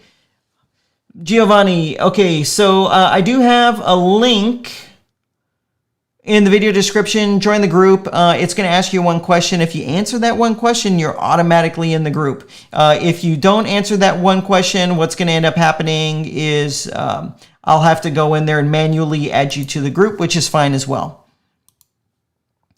Where's the 1.5x speed? It's live. When it's live, that would be like a fast forwarding into the future, which would be really cool. But no, if you actually go to the beginning of the live stream, then you should be able to watch it faster. Oh, Stratos answered the same way. Thank you. Let's see. James, interesting. James is saying, and this is the transparency here. James is saying, I tried to get SiteGround support today, and they're only giving website crash support. Interesting. You know, it's weird. I don't know if it's sometimes maybe who you get. It shouldn't ever be like that. It should be the same level of support no matter who you get. I wonder if it's something like that. I do know they are trying to get away from fixing problems that don't have anything to do with the hosting, which it's kind of a slippery slope, right? Because if you're using WordPress, you might first think it's the host or it's the theme or the plugin, but you go to the host first, so they have to spend a lot of time fixing problems that aren't necessarily caused by them. Let's see. That's good. Let's see. This is a common thing. Paul is saying, I'm on SiteGround, good host, but looking to move as the renewal is 3 times higher. Yes, there's a couple of workarounds. I don't know if I'm going to get in trouble saying these. You can contact their support when the renewal's up and say, well, I'll stay with you, but you're going to have to give me a better deal. I'm not going to pay the normal price. You can try that. You can get another SiteGround account with the promotional price and then move your sites over to it. They don't say you can't do that, or you could switch hosts. Those are pretty much your options. And you'll be successful with all 3. All right. And here is that comment again about Cloudways not that hard to manage. I don't think it is. I'm totally with you there. Vultr high frequency is the best. Yup, it's definitely amazing. Guys, got to try it. Just try it. Let's see. Okay. Scripted intelligence. I think that was before I said anything about that comment. But yes, you saw me get a little little fired up. Let's see. This is odd. Is it possible to stream music from Cloudways using a virtual PC? I don't know. I actually don't have any experience in that. Maybe someone else is. Okay, I'm scrolling down. Liquid Web, we talked about this. We talked about Hitman. All right. Pez, I think you might be referring to either what I was talking about with secure videos, or you're talking about the restaurant stuff. The secure video stuff is more 2021 thing. The restaurant thing is hopefully late October. Hopefully late October. All right. Christina, you don't have to worry about being late because this is all recorded. It'll be available forever. All right. Yes, go nuclear. Yep, that is Agent 47 and Dr. Evil. I got them. I don't know. I was just trying to have fun here. Let's see. All right. Oh, good. I didn't read this until I clicked the button. So Stratus is saying, you tried WP Superhost from AppSumo. I am very disappointed. AppSumo has this is I think the third time they've done a web hosting deal. The second one went out of business. So everybody that paid lost their money. So this is the third one. The first one probably won't go out of business. I never thought they would, but the second one did. And I've seen the economics of this third one, and it's guaranteed they're going out of business. They're going to go out of business. It's just the economics don't make sense to have a lifetime deal for hosting. They just don't. And everything has to go right. Everything has to go perfectly right for it to work. And sadly, that's unlikely. All right. Okay, scrolling down here. Yes, Fernando, this is regarding the tests, that web hosting test. I'm going to do it. Maybe I'll do it this weekend because I need to have my own kind of methodology for testing web hosts. It can't just be TTFB and uptime and the quality of support. It needs to be those, but we also need to mix in the whole how many concurrent users doing something can it support. And I'm sure it's pretty high with Vultr. All right.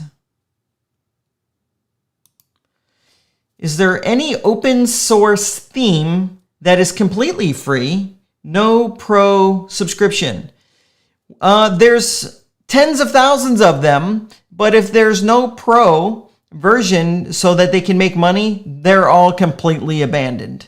All of them are completely abandoned because what happens is a lot of people have what's called a passion project. They're doing it out of their passion, and that's awesome when someone has passion and it's a passion project and they make this theme and they put it in there. And guess what happens? Crickets. It doesn't go anywhere. So if they don't have a way of making money and they don't have a way of getting users because they don't have any kind of reach, what ends up happening, this passion project, they kind of lose that passion. So there's tons of themes that are put in there that would be absolute disaster to use because WordPress, new versions of WordPress comes out and the theme developers have to make modifications. And so if there isn't an ultimate financial incentive, you're just playing with fire unless you're using one of the default WordPress themes. Those are fine and those are always going to be supported and maintained. It's just not a visual preference of mine. So, but back to that question, I don't know why it would be I don't know if you're saying this in that it's a bad thing if there's a pro version. For example, if you use the Kadence theme, there's no nags in it. There's no, every other button says upgrade, there's no, it comes with a header builder. There's It's like full featured. It's got more features than a lot of pro themes do. So I don't see why it would be a problem. And they're doing great. They've been in business since 2013. So they have every incentive to continue making it great. Okay. Randy's asking a great question that I don't have the answer. We were talking about hosting, and then I showed the WPMU dev hosting, and you're asking if it's only for members. I don't think it's only for members. It might be, but I don't know if it is. Let's see. Yes. Okay, scrolling through. I don't know what this is in regards to WooCommerce products grid design. Maybe you're asking how to do it. WooCommerce has their own default blocks. One of the benefits of using the free Kadence theme is it injects the theme styling into those default blocks. So you can use the default WooCommerce blocks and it will automatically follow the stylings that you've already set up. Makes it super easy. Yes, Revista. I think that WPMU dev hosting is using DigitalOcean servers, and you are absolutely correct. They actually mentioned that in the blog post. That's the only reason I know. It's pretty much DigitalOcean servers. You get the same thing going to Cloudways and have more than one website, right? Without the traffic limitations. So yeah, they disclose it though. But I would never go with DigitalOcean. I'd only use Vultr High Frequency. Okay.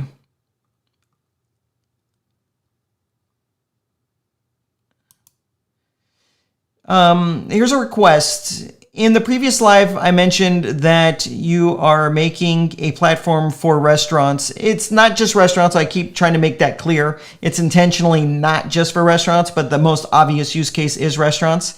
So just so you know, it's going to be based on WooCommerce, and all that WooCommerce stuff is just going to natively work. But the front end is not going to be like WooCommerce. It's not going to feel like WooCommerce. It's been completely customized from end to end with the user in mind of how modern online ordering systems work. But we're bringing that same experience that you get from a SaaS where you have to share, 10 or 20% of the revenue with the company. You can use this plugin on your own website and you don't have to share revenue with anybody.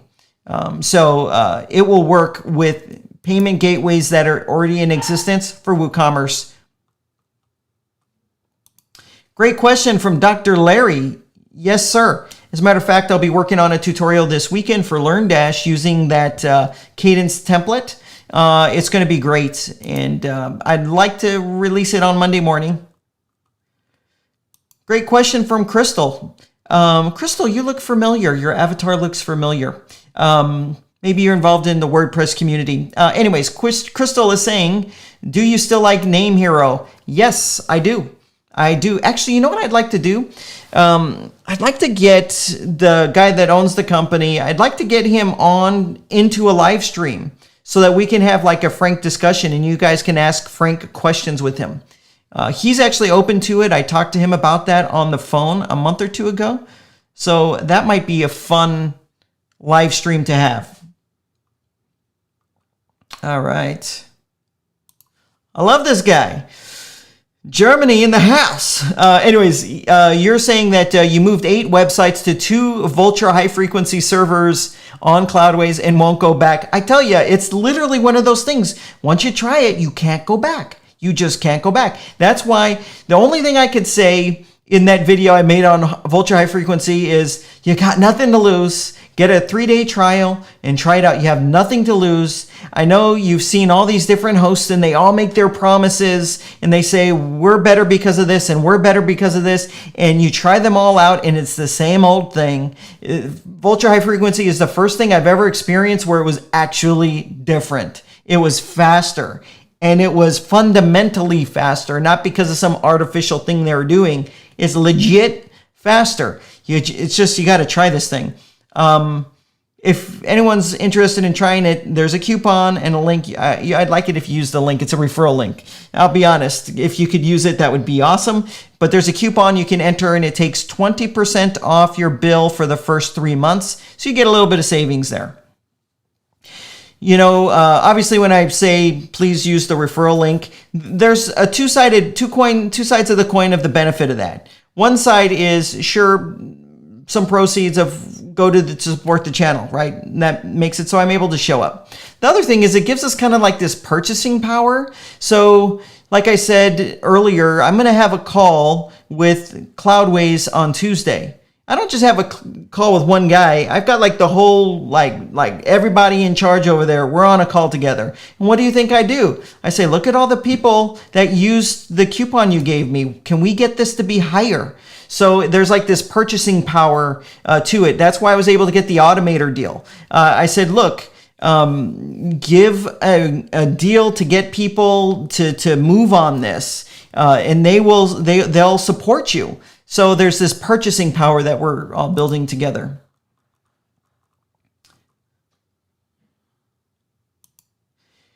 This is an interesting question, and hopefully other people have chimed in. From Joy. Joy saying, what hosting options do you suggest for 20 websites with email service? That's a good question.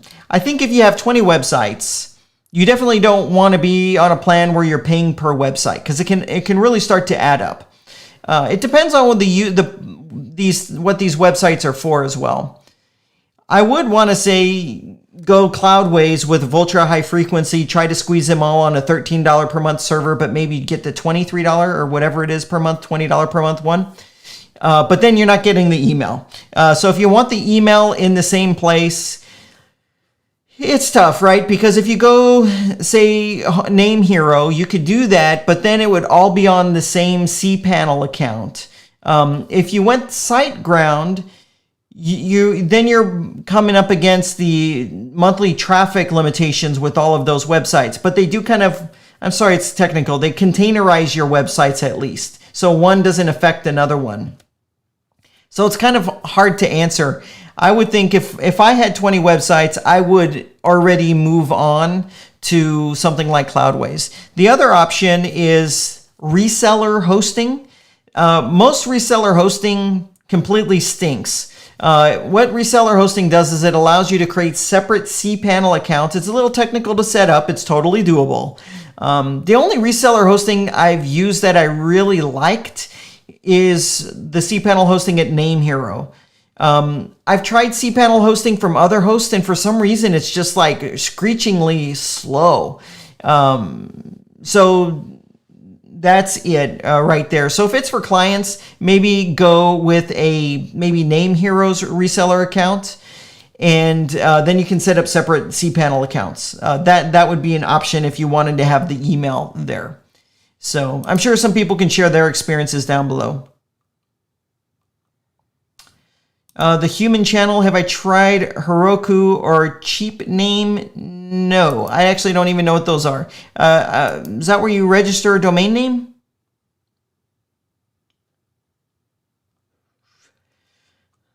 Yeah, okay, Gary just brought up a point. I wish I would have read this when I was answering the question about the 20 websites and all that kind of stuff. You're right, you come up against this inode limitation. And so an easy way to look at what an inode is a file. So every time you install WordPress, you're getting about like 9,000 files. So that would consume 9,000 inodes. That's without a theme. That's without plugins doing things, backup plugins doing things. So you have a finite amount of files you can have on a single hosting account, and you will come up against some of those limits. So you'd want to, especially when there's email, because each email is kind of like a file on the server, and it takes up an inode as well. I should talk about that sometime. We were actually talking about inodes recently in the Facebook group. But great, Gary, for bringing that up. Yeah, sometimes I forget those things. But that was a great point. Alan saying, will Cloudways have the same performance regardless of where your visits are in the world? Yeah, it'll perform the same, But what you really want to do is add a content delivery network, and that takes like a lot of the files that make up your website and it spreads it all around the world. So if my server's in, say, the United States, but I have a traffic in the visitors in Europe, it'll load all my images and some of those different assets. It'll load it in Europe for them. And then it will get the dynamic content from the actual server. So you're going to want to do that. And that's when you can really have tons of concurrent traffic. You can use the free Cloudflare, or I prefer Bunny CDN. A little controversy there. I prefer the paid version, Bunny CDN, and it's just pennies. It doesn't even cost that much. But some people have attacked me for not saying use Cloudflare. Cloudflare's okay as well. I just prefer the other. Randy, great question. What are your thoughts on grid pane? You might want to look at grid pane. Okay, I have grid pane, by the way. I have a grid pane account. So you would want to look at grid pane. There's pros and cons is what I'm trying to say. So grid pane, you need to have bigger hosting demands because you now have a fixed monthly fee of $30 a month or $100 a month. You're going to want the $100 a month one. This is on top of your server costs. So you're going to want the features in the $100 a month one. My personal experience with grid pane is some of the features, they don't work. It uses Nginx, which it's debatable, the speed performance. A lot of people have done speed performance comparisons that Nginx is faster than this is going to be super technical because this is a technical service. Nginx is better than the Apache Nginx combination. I'll concede that that's true. But you have a lot of negatives. So for example, grid pane has server-side caching. Well, if you want to exclude a page, you have to be doing it yourself on command line. If you ask them to do it, you have to be on that $100 plan. Now, they have documentation on how to do it, but the plan I have is not the $100 plan. It was the $30 plan, and I asked them, and they said, we'll do it this time, but you're going to have to start doing that on your own. And I'm like, I ain't messing with the command line and doing that. I'm going to mess something up. But they don't. The control panel isn't where it needs to be. You can't control cron jobs. You can't exclude from the cache. There's other things like that. And when you're not using Apache, you don't have the htaccess file. So that totally changes things as well. So it is a good service. Actually, let me rephrase that. It's a great service, but you need to really be in that higher category of monthly hosting spend. So you got to be in that over $100 a month to have it make sense. And you also have to be more technical because even dealing with their support, it's pretty technical at times. And they're just trying to be helpful. It's not like they're trying to be unhelpful. They're trying to be overly helpful, I think, too. But it's technical. It's very technical. I had a problem with them recently on a site I had with them where the SSL wouldn't work. And the responses they were giving me, I was just like, you know what? I can't even process this. I'm just moving my website. And I just ended up moving the website because what they were doing wasn't working, and what they were telling me to do, it was way over my head. I'm out of here. Anyways, I think it's great. I'm not trying to devalue it. I'm trying to say, though, you have to have a certain spend, the $100 to $200 a month monthly hosting spend, and you have to have a little bit more of a technical side to you. And I do as well, but I'm not patient sometimes. Oops, I don't know how to get rid of that comment right there. Oh, well. Let's see. Let's see if I do that. Oh, there we go. Okay, there we go. Is the lamp new? Which lamp? Let's see. Okay, I think you got it right here. Brendan wins. It's the new mini retro TV. So I was saying, what's new here? Let me pull it up. I'm going to have to reposition this exactly. So we were out. We're big Christmas people here. And so check this out. This is so cool. So it's like a retro TV, but you can see inside. There we go. We got the focus. It's like a Christmas thing. So I can turn this on. Actually, I bought it because it's like really cool. But then it plays Christmas music. Let's see. And then the Christmas tree rotates. Cool, huh? Anyways, and it lights up. I know, corny. It is what it is. There we go. But it looks cool. You can't even tell there's a Christmas tree. We're big Christmas people. So we're probably going to actually decorate for Christmas soon because it's like we're all stuck at home. It's COVID. Why not? All right. Okay, I'm going to have to... Yes, everyone... multiple of you guys got it. Perfect.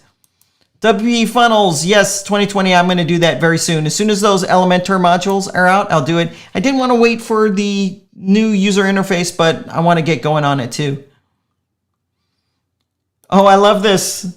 Morton, you are the man. See, I love hearing stories like this, and I'm hearing them left and right from people that just took that step on the Vultr high frequency. Morton says, I went from 40 seconds loading time in the back end of WordPress to 5 seconds after switching. Wow, even 5 is pretty high. You must be definitely doing some stuff. But seriously, that's when you really feel it in the back end. Adam is a designer, by the way, very talented designer. And he's saying, do you like the new 2021 theme designs? I don't. I wonder if you like them. That's probably the better question, is if you like them. Let's see. All right. Oh, this is great. Scripted intelligence. Dude, if you're going to use Buddy Boss, you must be on Vultr high frequency. The slowness I was having was a Buddy Boss site, not on Vultr high frequency. Switched to Vultr high frequency in December. This was before Cloudways offered it, and it just totally changed everything, and I'm happy. And I'm not alone in that. There's another guy I talked to. He never watches my videos. His website is Blog Marketing Academy. His name is David Risley. He was posting, asking for hosting recommendations, and I'm like, dude, I messaged him right away. We're just Facebook friends. I messaged him right away. I'm like, bro, you gotta try out Cloudways. Anyways, he put a video out a couple weeks ago about how he switched from, I forget the name of his host, WPX hosting to Cloudways Vultr high frequency, and it's a night and day difference for him. And he does Buddy Boss for his online community. All right.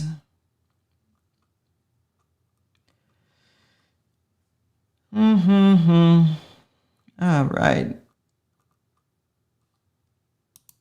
Yes, Alex. Alex is saying tutor support. I'm sure you're referencing Kadence Theme. Yes, it has tutor LMS support. Yes, that's the other one that I was referring to. All right. Oh, awesome. Scripted Intelligence. You're using that new course template. I love what they're doing with courses and the Buddy Boss, the BB Press stuff. I think it's amazing.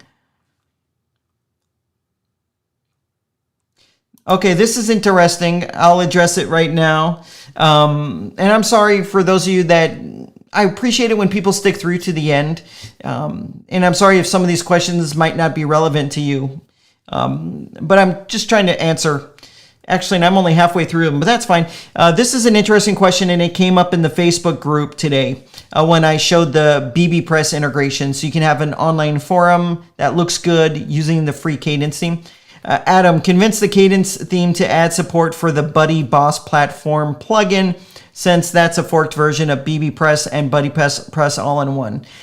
This is a controversial thing, right? And what's controversial is that whenever you add some kind of integration for something, what you're inviting is support requests on how to use that thing. And if someone's having a problem with that thing, now those support requests come to you versus the actual plugin. So I think implementing styling for the Buddy Boss platform might end up being a slippery slope where you add it, it's all beautiful and it works. But what if there is a problem someone experiences with the Buddy Boss platform, and now that new strain is hitting your support desk, and it could just have a negative cascading effect? That's why you have to be kind of careful what you choose to integrate with. I'm speaking from experience because I have CartFlows, and I've learned so much of what it goes into having a plugin or offering a product. You kind of have to be careful what you add. So I'm going to think about that one, and I'll bring it up to them to see what they're open to. Oh, this is a great question from Paulo. Hey, Adam, why is the Kadence theme not in the official WordPress repository yet? Is it that hard to be approved? I have the pro lifetime thanks to you. Just would like to know. Great question. It takes 6 months. I made a video about 5 months ago saying, check out this new theme called the Kadence theme. It'll be there in the plugin directory. It'll be there in 6 months. And so they're on the last stages of it. It does take 6 months because there's this lengthy process of approvals and code audits and all this kind of stuff. So it might make it in the first week of next month. So, and also, when they put it in, the WordPress said, so the Kadence theme had a settings import export feature in the customizer. WordPress said you got to take that out. So they had to remove a feature from the theme in order to get through that first review check.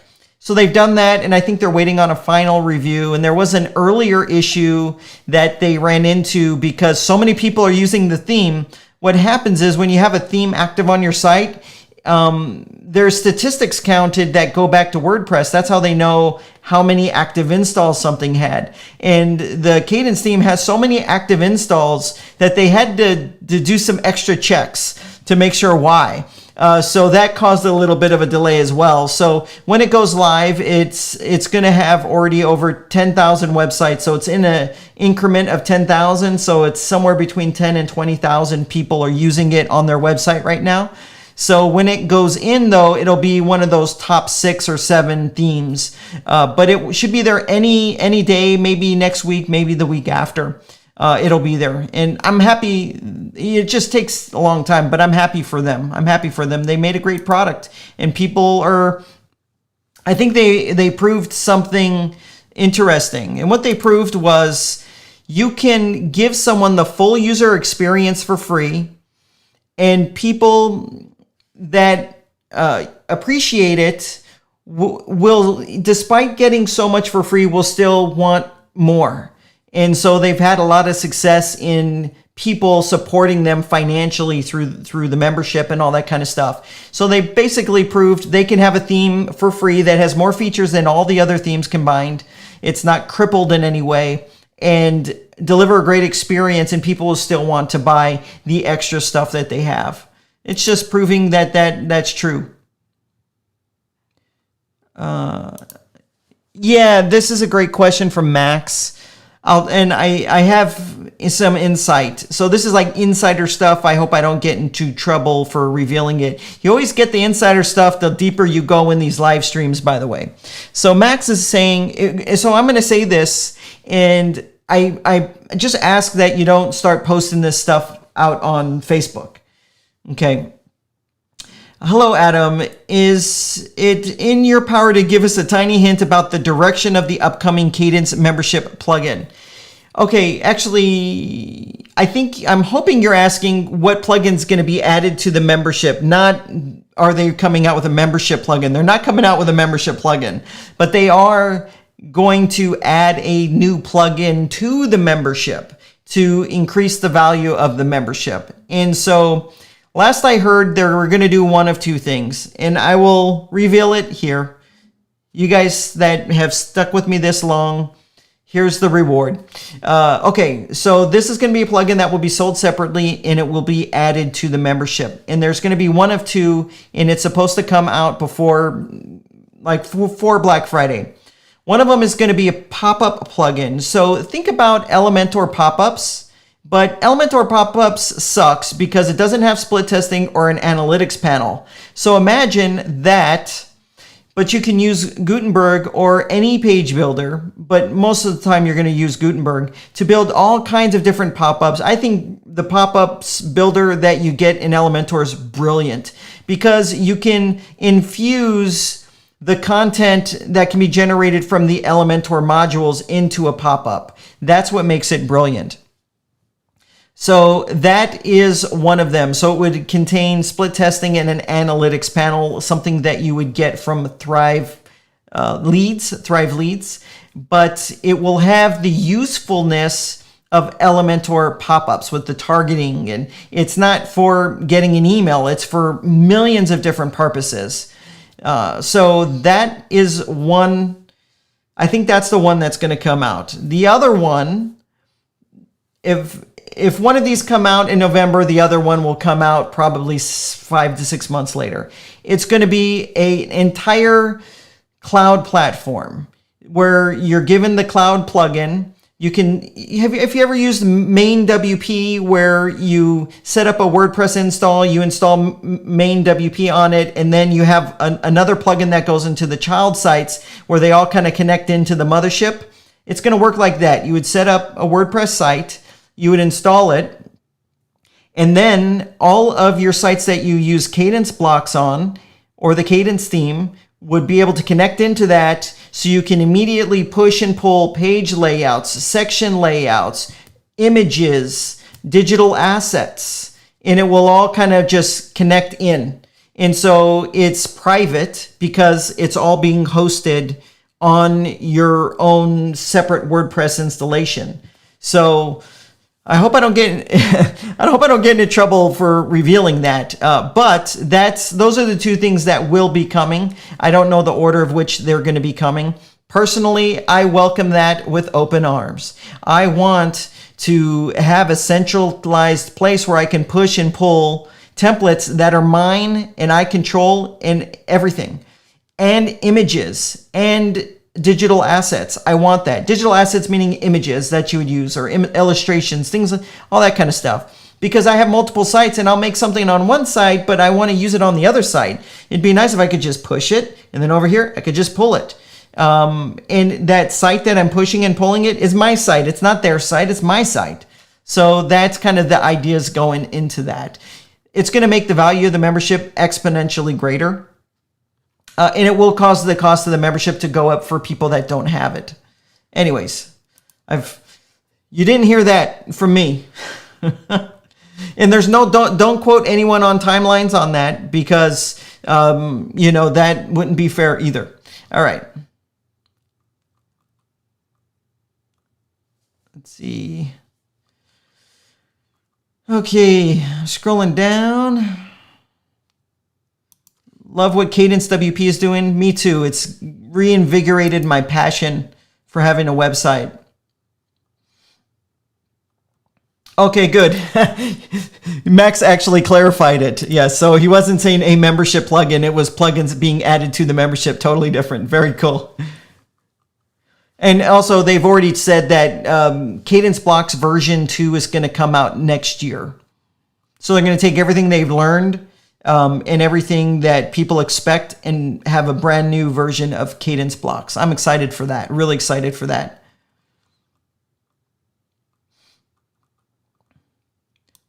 Miguel's funny. Does the Kadence devs ever sleep? You know what it is? The guy that owns the Kadence theme is super talented. So he can do things wicked fast, and he has a whole team of support reps. It's all US based support reps, and he has his company structured in such an intelligent way. But it's actually because he's very talented. What I've learned is if you have someone super talented, they can produce just as much as 10 less talented developers when you have someone that is really that talented. And you've seen this in other products that kind of revolve around a person. All right.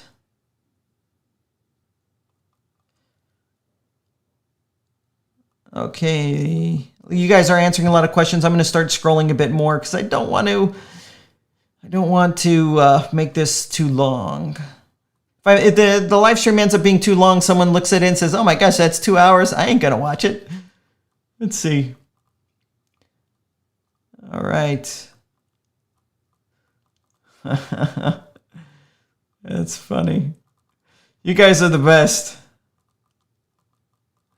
I'm just reading through some of these comments. Yes, this is good. Adam, I'm so glad I purchased the Kadence lifetime deal using your disc. I told you, I even had the live stream. I said buy it. I said buy it a month ago, and I think you did. And so you guys that did it a month ago really got the deal. Really got the deal. And it's only going to be like wine. It's going to get more valuable. Let's see. Please get Automator back. I'm going to try. I'll put a good effort. Maybe like a 24-hour flash thing for people that didn't get in. I don't know. I'll see what they will do.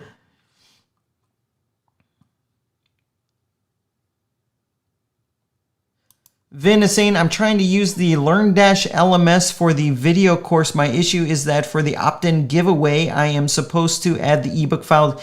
You know what? I need to create a video on how to make an online course sales funnel. I think that would help. That would help. And it's something I need to do.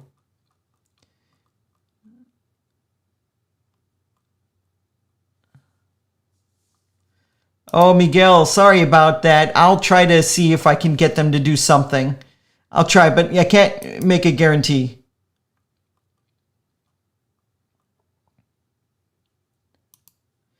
This is WP Tonic in the house. The problem with this, Adam, this is when I was talking about Automator and their new automation for selling a certificate. The problem with Learn-3 certification system is pretty rough. I'd like to hear more about that. I'd definitely like to hear more about that. I do know that people have been successful with that business model using Learn-, so I'd like to hear more of the weaknesses of the certification aspect. I know it's a pain in the butt to actually make the certificate, but something tells me that's not what you're referring to. I find Integromat goes more in depth in some things. It's definitely got a learning curve. It definitely does have a learning curve. You know what, Miguel, I'm not sure. You're asking if the Elementor integration is in the free version. You'd have to look. I don't know if I have their actually, I've got it pulled up right here. Let me look. So I'm scrolling down. Elementor. Yep, free version. Yep, it's the free version. All right.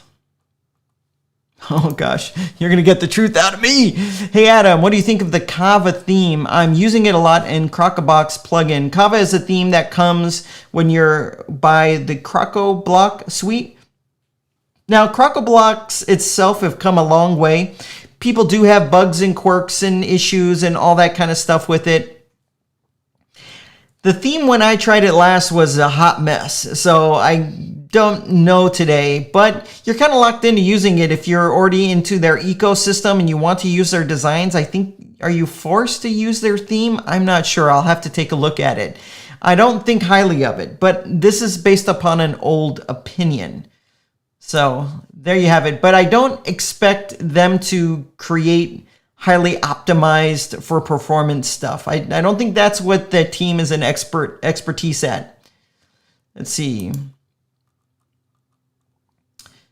I do need to make a performance. Actually, there is a performance plugin I might bring a lifetime deal for. I should start asking certain people that are performance optimization ninjas what they think about this plugin. I think it's widely regarded as a great plugin, but I should make a video on that.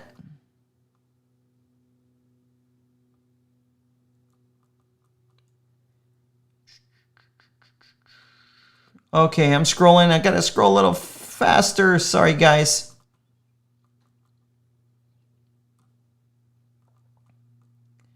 All right. WP Tana, great news about CartFlows. Yes, I'm excited. We got big things coming. Big things. We're just going to crush it. CartFlows. You know, it's funny.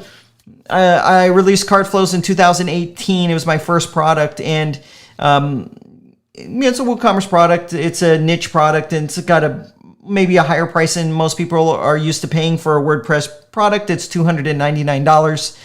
And every day, like, my motivation with CartFlows is all those people that said it costs too much, or they said they said it's just a WooCommerce add-on. All those things people said, I use that as motivation every day to crush it with CartFlows. Every day I use that as motivation. When we're bringing feature after feature enhancement, we're trying to do things that no one's doing, no one's thinking of, and no one even has the talented staff to pull off. I use that as my motivation. We're doing amazing things with CartFlows, and we're just getting started. 2 years in this November, and we're just getting started. We're just getting started with it.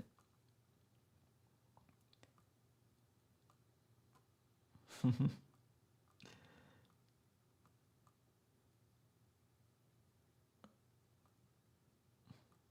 see.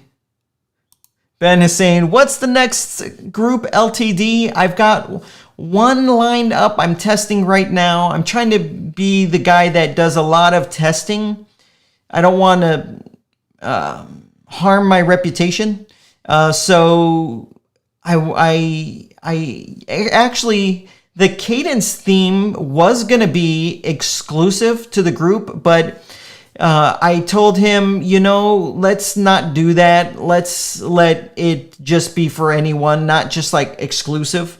And that's why it's kind of in this interval here from, we did the Uncanny Automator, and now you see the Kadence thing, and the Kadence is going to end, but it's not exclusive. It was going to be exclusive, but I said, you know what? Don't make it exclusive. You have other referral friends and stuff like that, and people that have been helping you. You should just let anyone help you with this. But let's get the good deal locked in. So I would like to maybe have one, maybe not this coming Monday, but the following Monday. Get it all locked in and ready to go. But the way I structure them is we do kind of a pre-launch to work out any bugs on a Monday, and then we'll take it to the YouTube channel on Tuesday. So definitely make sure you're in on both. You're in both to hear first.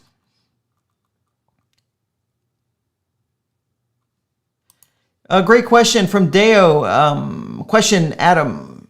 I want to ask, does CartFlows work with Thrive Theme Builder?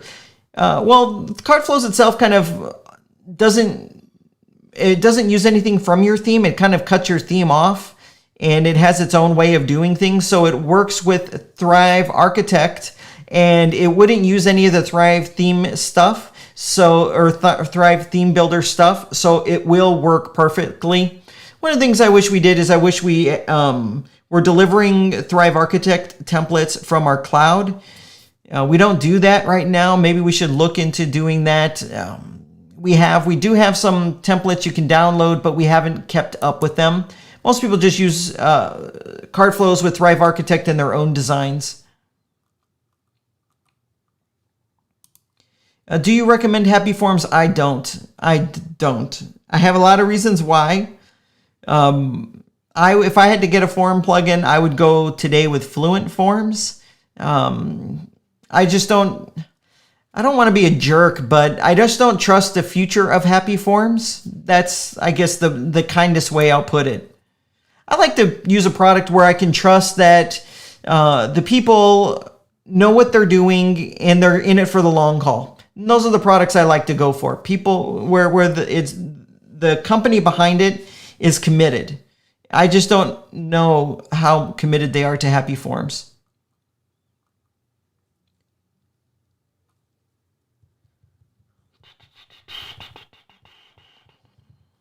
Okay, let's read this. Okay, Charlie Nicole Experience. I have been following you for years. Thank you. And every plugin you said to add to my website I have. Can you go over what plugin I would need with SiteGround? Do I need iThemes, Simply SSL? No, you don't. So you don't need really simple SSL with SiteGround. You add your SSL certificate. Then on your WordPress site, you go to Settings, General, and you make sure where your website address is, the two spots, you have it as HTTPS in both of those, and then click on Save. And then in SiteGround, there's a spot where you can toggle on where you create the certificate that it will automatically convert anything on your website. And basically, it'll do what really simple SSL does for you, but on the server level. So you don't need that. Performance plugins, I wouldn't use any performance plugins with SiteGround because they give you one that's great. I would just use that. I actually made a video on performance and SiteGround last year in December. iThemes, you're probably talking about iThemes security. You still need some form of a security plugin. I wish they would add that at the server level, but they kind of don't. So I would stick with iThemes security. And I think there you have it. Thanks for sticking with me all these years. I really appreciate it. I really appreciate it. And pretty soon the channel's going to have 200,000 subscribers. It'll happen in November. I should start planning something for that.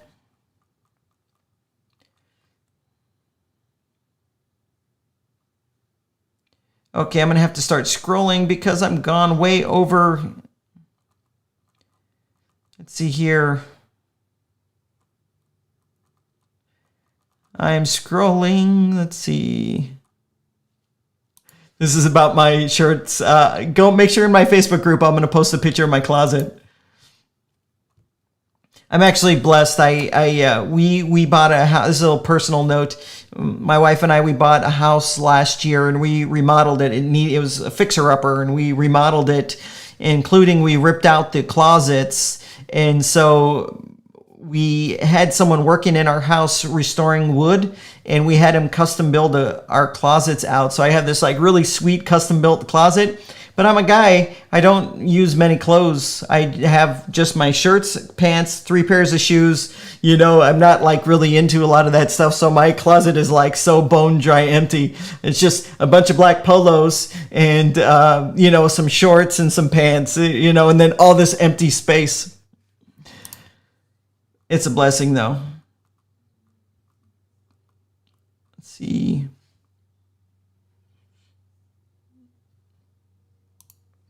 Hey Josh, you repeated the question, so I want to make sure I answer it. You're trying to get this figured out. Optimization plugins, which ones are awesome on a fresh install? So a lot of it's going to be depending upon what host you're using. So I talk about performance optimization on Cloudways in my Cloudways setup video, and there's a table of contents, so you can just jump straight to it. I cover that there. But if you're using Name Hero, it's different. And so that video I made on web hosting secrets revealed, that is where you would find that out. But then if you're using SiteGround, I have a specific video on that. So I have it broken down based upon host. And so like a lot of out of those 3 types of hosting, the performance plugins are included. It doesn't make a ton of sense to go and buy one unless you have money to burn. And you might have money to burn, but you might just want to use what you get for free. That's kind of what I lean towards.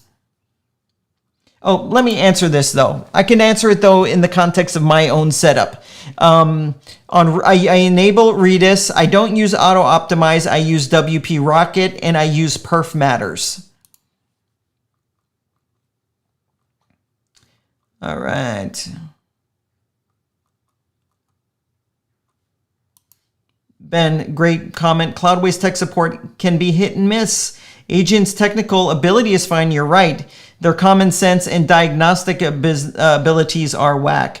I think also they are not warm, if that makes sense. There's not warmth. I like to feel like I'm talking to a person and there's warmth there. I don't need you to ask me how my day is, but I do kind of prefer communicating on that level. Technical people don't have that. That's why I always mention it. And even on the page where I recommend it, I say, hey, this is more technical. This is what you're going to deal with. Just so people know what they're getting into.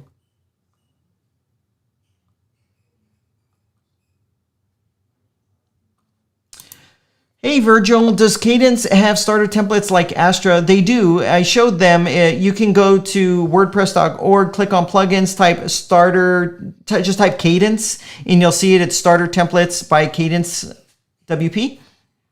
And you can see them. They only have 6 right now. I would imagine by the end of the year, it'll be up to maybe 20 or 25. And they will be for Gutenberg, and they'll also be for Elementor. 20 to 25 by the end of the year. So everyone starts at 0, right? Generate Press has a bunch today, but they've been out for 6 years and they didn't have anything for the first 4 years. Same thing with Astra. They didn't have anything for the first year or so. And then they only had a few and they built it all up. So they're going to do a rapid buildup of quality templates. but it's probably going to match the likes of Astra, it's probably going to take a year, but there'll be incremental improvements. So I'd like to see 20 to 25 by the end of the year for both page builders. But right now they don't have Elementor ones, so just know that.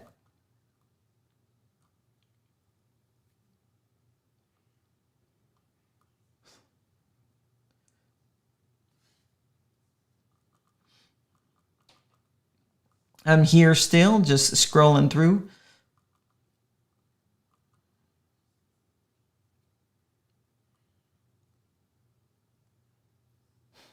All right. This is a question regarding the Skilljet. Skilljet is not associated with CartFlows. It's a totally, it's not a CartFlows thing. So it was originally going to be, but that changed last November. It moved over to a different company, but everyone that had been promised it got it. But CartFlows is not involved in any way with Skilljet.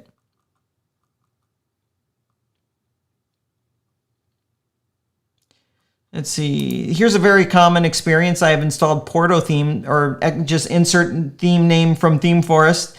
And they've sold a lot of copies, and there's amazing parts to it, but somehow it makes websites very slow despite it being a top-rated theme. Is this due to tons of demos they offer? A lot of Theme Forest themes tend to be a little bloated. I don't recommend any of them except ones that bring like an app-like experience. So this would be My Listing if you want a listing site. This would be Listfinity if you want a classified ads website. And there's like one other one I like to recommend there, and I just forget the name. So it brings this kind of app-like experience that you can only get from a theme. All the other stuff I'm not a big fan of. You know, there's bloated issues. There's I don't really want to say much, but yes, a lot of people will have a very slow experience with it, sadly.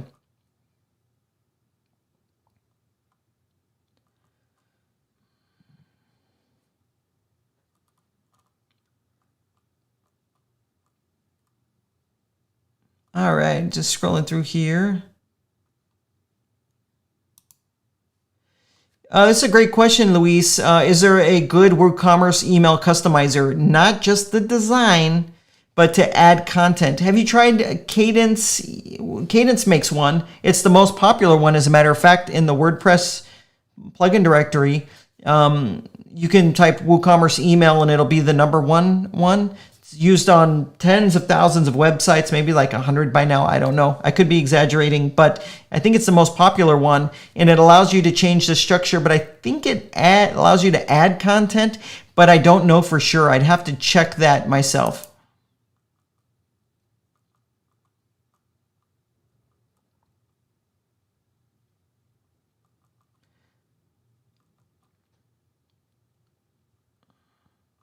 All right.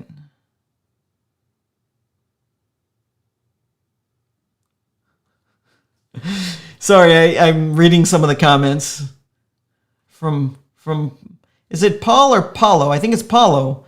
Yeah. Passionate man, Paulo is. Oh, actually, I like personal questions, and you know, I don't mind revealing anything. And so, a question from Miguel, back to the polo, and I'll give you a great answer to this, Adam. Since someone already talked about the black polo, is there a story for it? How did you figure it out? You do it to save time, just like Steve Jobs. So I will tell you. So when I first started my YouTube channel, it wasn't this way. Some days I wouldn't shave. Some days I would I would just wear whatever shirt. There was actually a gray shirt that I'd wear. But what I always strive for is consistency. So the lights, everything's the same. Like I never touch my camera. I do not want it moved even the slightest bit. I want it to stay exactly where it is. If someone touches my camera in the house, I'm going to be talking to them. No one move my equipment. So I always wanted it to be where I could just sit down, push a button. As a matter of fact, that is exactly how it is. That's what the the Stream Deck allows me to do. You can have one button do like a bunch of things, right? And so for that, it kind of spilled over into my shirt. I wanted this consistency where I looked the same every single time. And so for initially there were different polos, and then it was different black polos, and then it was just only polos, and it just kind of worked out that way. My father-in-law is big into polo, the brand, and near where my mom lives, there's an outlet mall. That's where they have the brand stores, and everything's marked down a little bit. And anyways, it just morphed into, I end up wearing all these black polos, so I look the same every single time. So it's not, maybe it is to save time too, I don't know, but that's actually the story behind it. Let's see. Here's a great thing. I should have brought this up as a topic of conversation. Virgil's asking, did Elementor Pro fix their issues? It was a nightmare when I tried to edit Elementor and it was not working. It basically had to reinstall the old versions. Sorry that you had that, and that happened to a lot of people. In fact, you're probably aware that the founder or co-founder of Elementor released an apology blog post, and everyone has their own opinion on that as well. He was apologizing for everything, kind of, and it's very unfortunate what happened with them. I think it was a blunder, because in business, your reputation is everything. That's what keeps us honest too, right? I know for me, I protect my reputation with my life. You know, I would never do anything that would harm my reputation. When I'm deciding to do something, the very first consideration is my reputation, because once you lose your reputation, you just lost kind of all your brand equity. So I think they screwed up on a massive, epic proportion, because their reputation is having a tool that you can rely on and count on. And they let everybody down. They let everybody down. It wouldn't have harmed them to wait an extra month or two until it was perfect, until they were certain that it was perfect. So I think they goofed. But I think it's better now. I actually, to be perfectly transparent though, I didn't run into any of those issues. I did run into one issue, and I opened up a support ticket, and they got back to me 8 days later. So they'll recover from this, because it's just a great tool, and they're a great company. They just made a big mistake. Let's see here.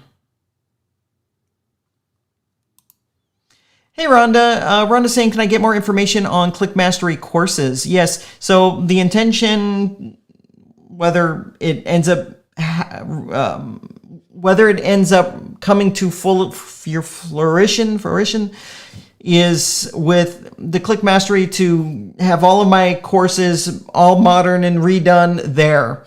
And I will end up actually selling them as a membership or individually, and I'll end up giving them away too, like I do. So I have a course on website automation. I gave it away to people when they purchased the Automator deal. So I have more courses going there, and I'm going to have it be kind of a membership. That's the plan. And if I can get my stuff together, I'd like to have a really good solid foundation by mid-November. Let's see.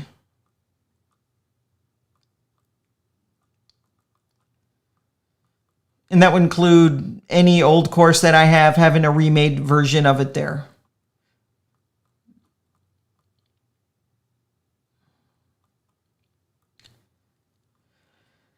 All right, guys. I'm scrolling quickly. I don't want to miss any of these. Let's see here.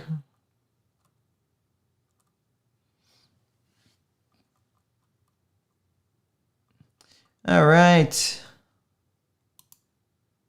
New item is a Red Sea Lego Sea. I'm not sure what that is. Maybe I'm missing something. I'm glad you guys are sharing your real world support with certain things like SiteGround. Dino's saying here that he's had some support issues with support as well. But performance has been good.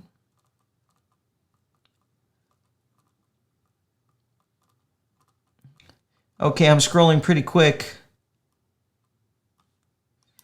Interesting. Would Kadence eventually be like Elementor Pro in terms of their lifetime membership plan going away? I think they'll always keep it. It's just going to be a higher price. So realistically, I spoke earlier about some plugins that they are looking to add. When the next one comes out, the price is going to go to a spot where it probably won't go higher, but it's going to be up there. So anyone that bought last month or buys before this sale is up is getting the lowest price that they're going to get for it.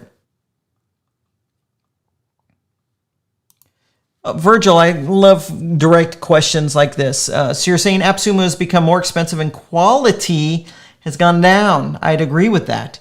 Is there a reason why you're not talking about AppSumo deals anymore? I actually stopped doing that last September, by the way. So this wasn't a new thing. This has been going on for a while, and I just haven't been impressed with the stuff that they've had come out. So the only things that they had come out this year that I thought was any good was Wishlist Member. That came out, and I did like If So, and that's pretty much it. So I do think a lot of the stuff there is kind of garbage, and they've kind of taken any standards that they did have, they've just kind of completely thrown out the window. And that's kind of what led me to try to curate my own deals. And it's funny, everyone that I've talked to, they've already talked to AppSumo, and there's no way they would do a deal with them. I think word's getting out, don't do a deal with AppSumo. It's not in your best interest. So only like the desperate companies are going to them. So there hasn't been, in my opinion, anything worth really doing any kind of content. But if there's something so irresistible, I certainly will. Because you guys know me, I like a deal myself. But maybe it wouldn't make it on the channel. It would just be something that is found inside of the Facebook group. Celtics versus the Heat tonight. I'm not so much a sports fan, as a matter of fact. Ironically, I'm just too busy with other things. Maybe when I retire one day in like 15 years, I'll be more into basketball. But I am glad that sports are back on. Definitely glad that sports are back on. Maybe the child in me would prefer the Celtics because I was a kid when the Lakers-Celtics rivalry was going on, and so there's some nostalgia there.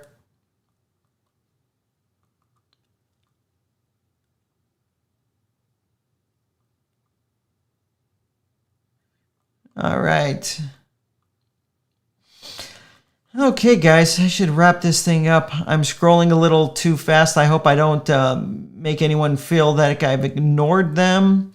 Here, does Kadence work with Elementor? Yes, it does, and I'll be making Elementor tutorials using the Kadence theme. All right.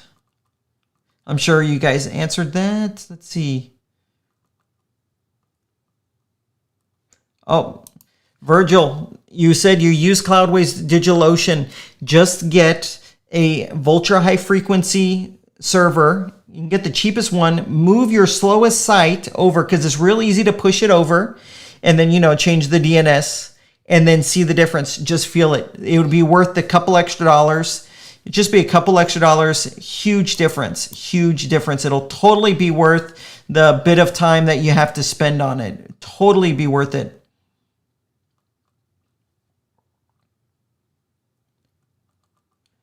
Okay, scrolling. I think we're getting down to the end here.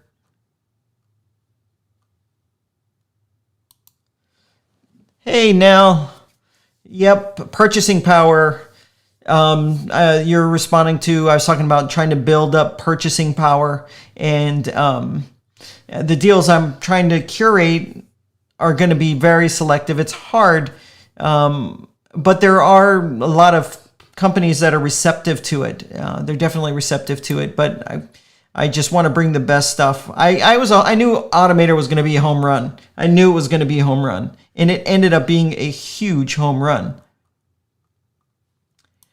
Dino saying Name Hero guy is great. Yeah, he's a great guy. He's so knowledgeable, and there's little intricate features to Name Hero that are not so obvious that I want to get them on so that we could talk about that, so people really understand what they're getting in Name Hero, those extra things that are not as obvious. They have something called, I think, I could be getting this wrong. I might be calling it maybe a competitor's name.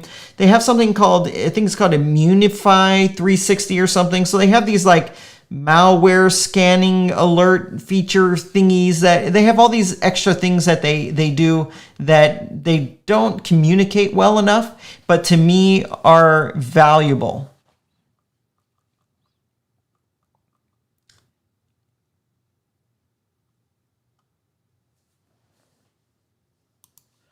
Thank you for this comment, by the way. It says, Adam, I haven't had a chance to comment on your recent videos covering email with Cloudways and the in-depth Cloudways server setup, but thank you so much for them. You know, it's difficult because I make videos, and ultimately I make videos that people ask me to make. But if I was making videos that would only serve my own self-interest, I probably wouldn't make half the videos I make. I like getting into this stuff, you know, and I actually didn't want to make the email video, but so many people asked, and I felt like I have to be there for people because that's who I genuinely am. I genuinely want to be there for people. But it's funny, like some of my colleagues, they don't make videos like me. All their videos are how to make this website, how to make that website, and those videos get like hundreds of thousands of views on it. A lot of those are paid views, by the way, but people might not realize it. So when I know when I'm like putting all this effort into an email video on Cloudways, I know this is probably going to get maybe 5,000 views on it, and then it's going to just have this slow couple views a day thing. The time would actually be, if it was just for me, the time would probably be better return on a different subject. But I appreciate, so that's why what I'm trying to communicate is that's why I appreciate you appreciating it and being willing to watch it, because that's what I make the videos for. That's totally what I make the videos for. I really want to, if I feel an obligation when I bring out an idea, but then I might leave out a part. I feel this obligation to jump in and fill that gap in, you know, to make it so I've hit it hard. And so this week, it wasn't probably in my best interest. It was like 3 Cloudways videos. People are like, you know, tired of this, but I'm just trying to be thorough.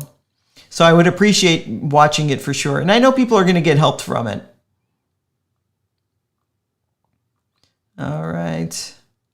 This is a question about so when we're talking about Vultr, we're talking about Vultr high frequency, and we're talking about it on Cloudways. There isn't a traffic limit like that. You get, I think, 3 terabytes of data transfer, way more than you need. There isn't a traffic limitation like you get with other hosts are doing.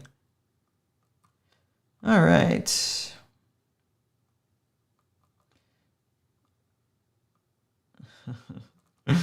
All right. Oh, this is good right here. Which CDN is best for WordPress? I'm going to say my preference is paying a couple dollars. It's actually more like a couple cents for Bunny CDN. That's it for me. But if you want to go a free route, you could use Cloudflare.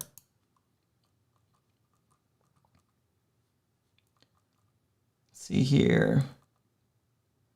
Bunny CDN, yes. No best answers. Man, Stratos, you got some great answers, man. You got some great answers, and I appreciate you in this live stream. You're right. There is no best answer. I prefer Bunny CDN. It's the lowest cost, and in my testing, I got better performance than I got with Cloudflare. But then some like network engineer jumped in the comment section and was arguing with me about it. I only know what I use real world.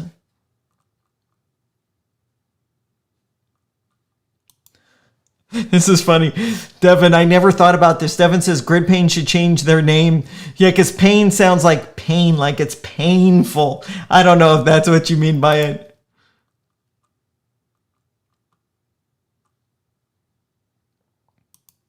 Yes, David. Yep. Kadence added bbPress support, and it's in its initial phases, and I think it's great. It's just what you need. It's just what you need to add that to your courses.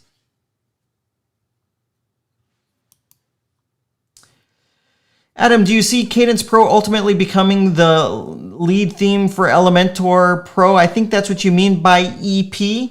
I do. I absolutely do. By the end of this year, when they have that 20 to 25 templates and they have deeper Elementor integration, especially if Elementor allows themes to set up that global color palette, then it's going to be the bee's knees. Bunny CDN or Max CDN? I've never used Max CDN, but price-wise, I would go Bunny CDN because I already know it's going to be cheaper, and I think the performance would be the same or faster with Bunny, but you can't quote me on that. Gary's saying, plus add-ons have dark mode switcher. I don't know if you're talking about Elementor. I know Buddy Boss, which is totally separate. Maybe you're talking about something different. They have it as a feature when someone's in an online course. All right. I want to try Cloudways, but looking at their pricing, am I supposed to, you know what? Watch my video on the setup. I walk you through. You don't want to get it wrong. You want to sign up for the right service. You just got to watch my setup video. If you look at my recent videos, you're not going to miss it. It's right there. And I'll walk you through setting it up, performance optimizing it. It's good. I got a lot of good. That's what she said. I wonder what I said to make you to make you write that. Oh, this is great from Wade. How do you switch from DigitalOcean to Vultr on Cloudways? So I'm assuming you have DigitalOcean on Cloudways already.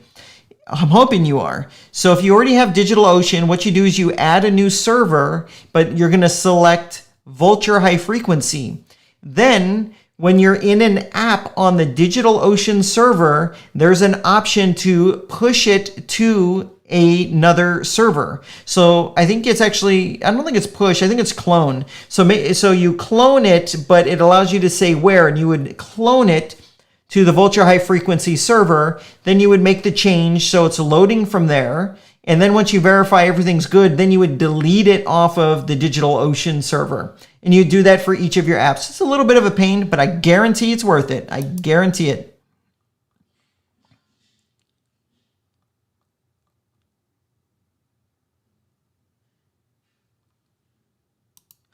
Polaris Mail. Thank you for saying this. I'm going to look at it right now. P-O-L. Oops, where is it?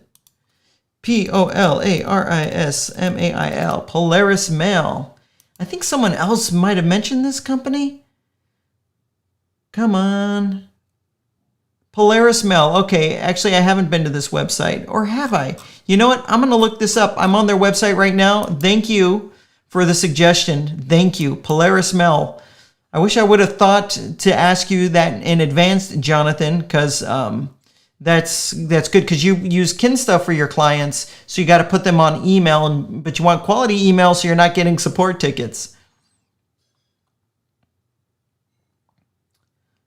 Okay, I'm going to have to, I'm sorry if I'm skipping your question. Please copy and paste it over to the Facebook group. It's nothing personal. What's the best location for Vultr in Cloudways? The one closest to where the majority of your traffic is. And if it's worldwide traffic, I prefer New Jersey.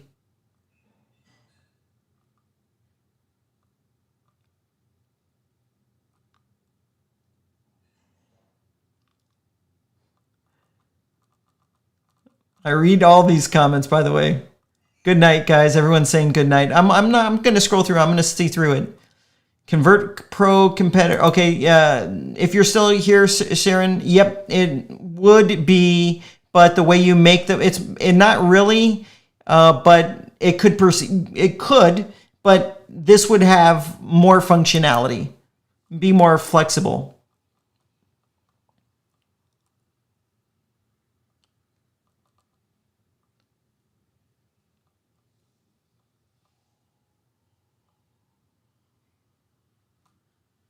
Dave, yes, Dave, you know what? I think we're friends on Facebook. I'll make sure to reach out to you when we have a beta so you can try out. This is in regards to the ordering system for WooCommerce. So I want to make sure I get you out of beta to give it a shot first and give us feedback so you can help shape the product.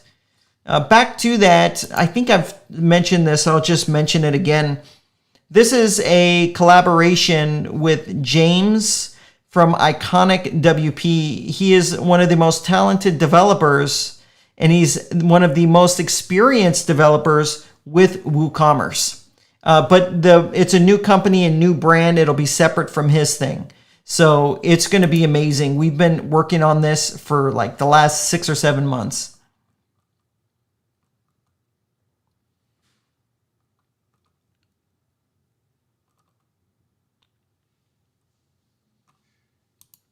I'm totally with you there. Miguel is saying Kadence Blocks, the form needs more work. Wait till version 2 of Kadence Blocks comes out.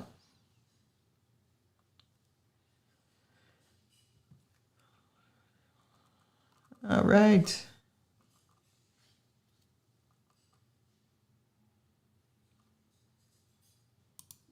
Rhonda saying online sales course funnel would be perfect, I think, for a tutorial. Yep, I will do that. Darren saying any discounts on CartFlows? We might do 15% off in the email on Monday. It's not finalized, but it's a possibility. It's definitely a possibility. But if you want if you want 10% off, you can enter in WP Crafter. It'll take 10% off. But we might do 15% off on Tuesday with the new feature that we're releasing for Tuesday, so we might have a discount.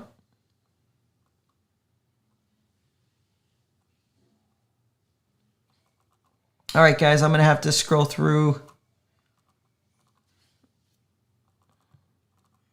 Oh, there's so many questions I want to answer, but I really got to get going. You know what? Let's see.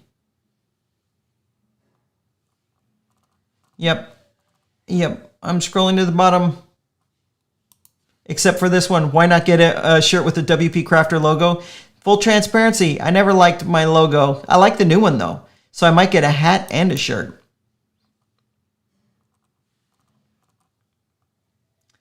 All right. I'm scrolling down.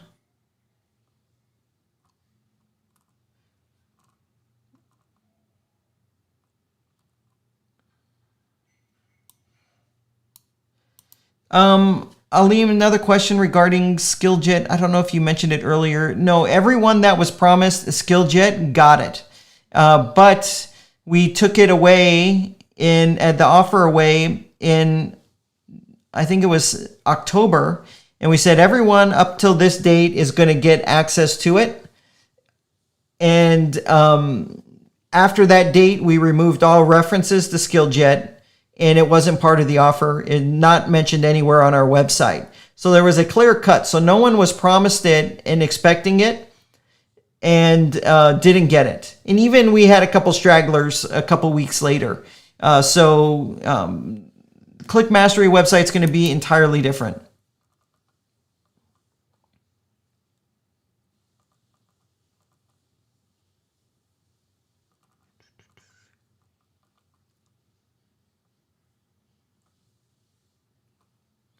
Marcus is saying Cloudways. I'm hoping it's Vultr high frequency, but if not, you say 10x, it'll be higher than that. So if you switch, you don't have to get a new account or anything, but just switch to Vultr high frequency. It's just thebomb.com. And this is good. Christine is saying SiteGround hasn't been bad for her. It's been superb. In the past year, maybe currently it's been a little bumpy.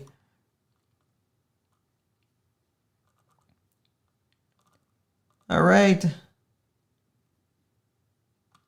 This is good to hear. Anna is a Facebook friend, and we met in person at a WordCamp down here, and I'm glad to hear this. Cloudways has been awesome with me whenever I needed any hand-holding. That's good. But maybe it's also because of the way you approach people.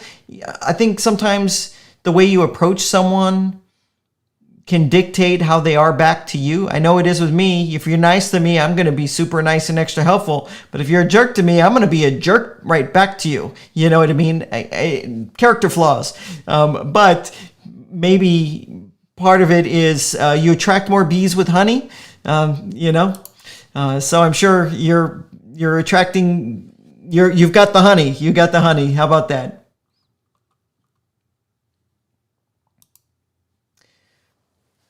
I'll actually close out with this question because we're getting a little late here. I only have 147 people here. Flip is asking, can you talk about your last 9-to-5 job? I like talking about the personal stuff. Can you talk about your last 9-to-5 job and your transition into a full-time self-made entrepreneur? Yes, I can. So I've always been an entrepreneurial type person. I do have a book coming out, by the way. I've mentioned it many times. I'm hoping I can get it out the first week of January and have it be something that people use to launch their new year for them.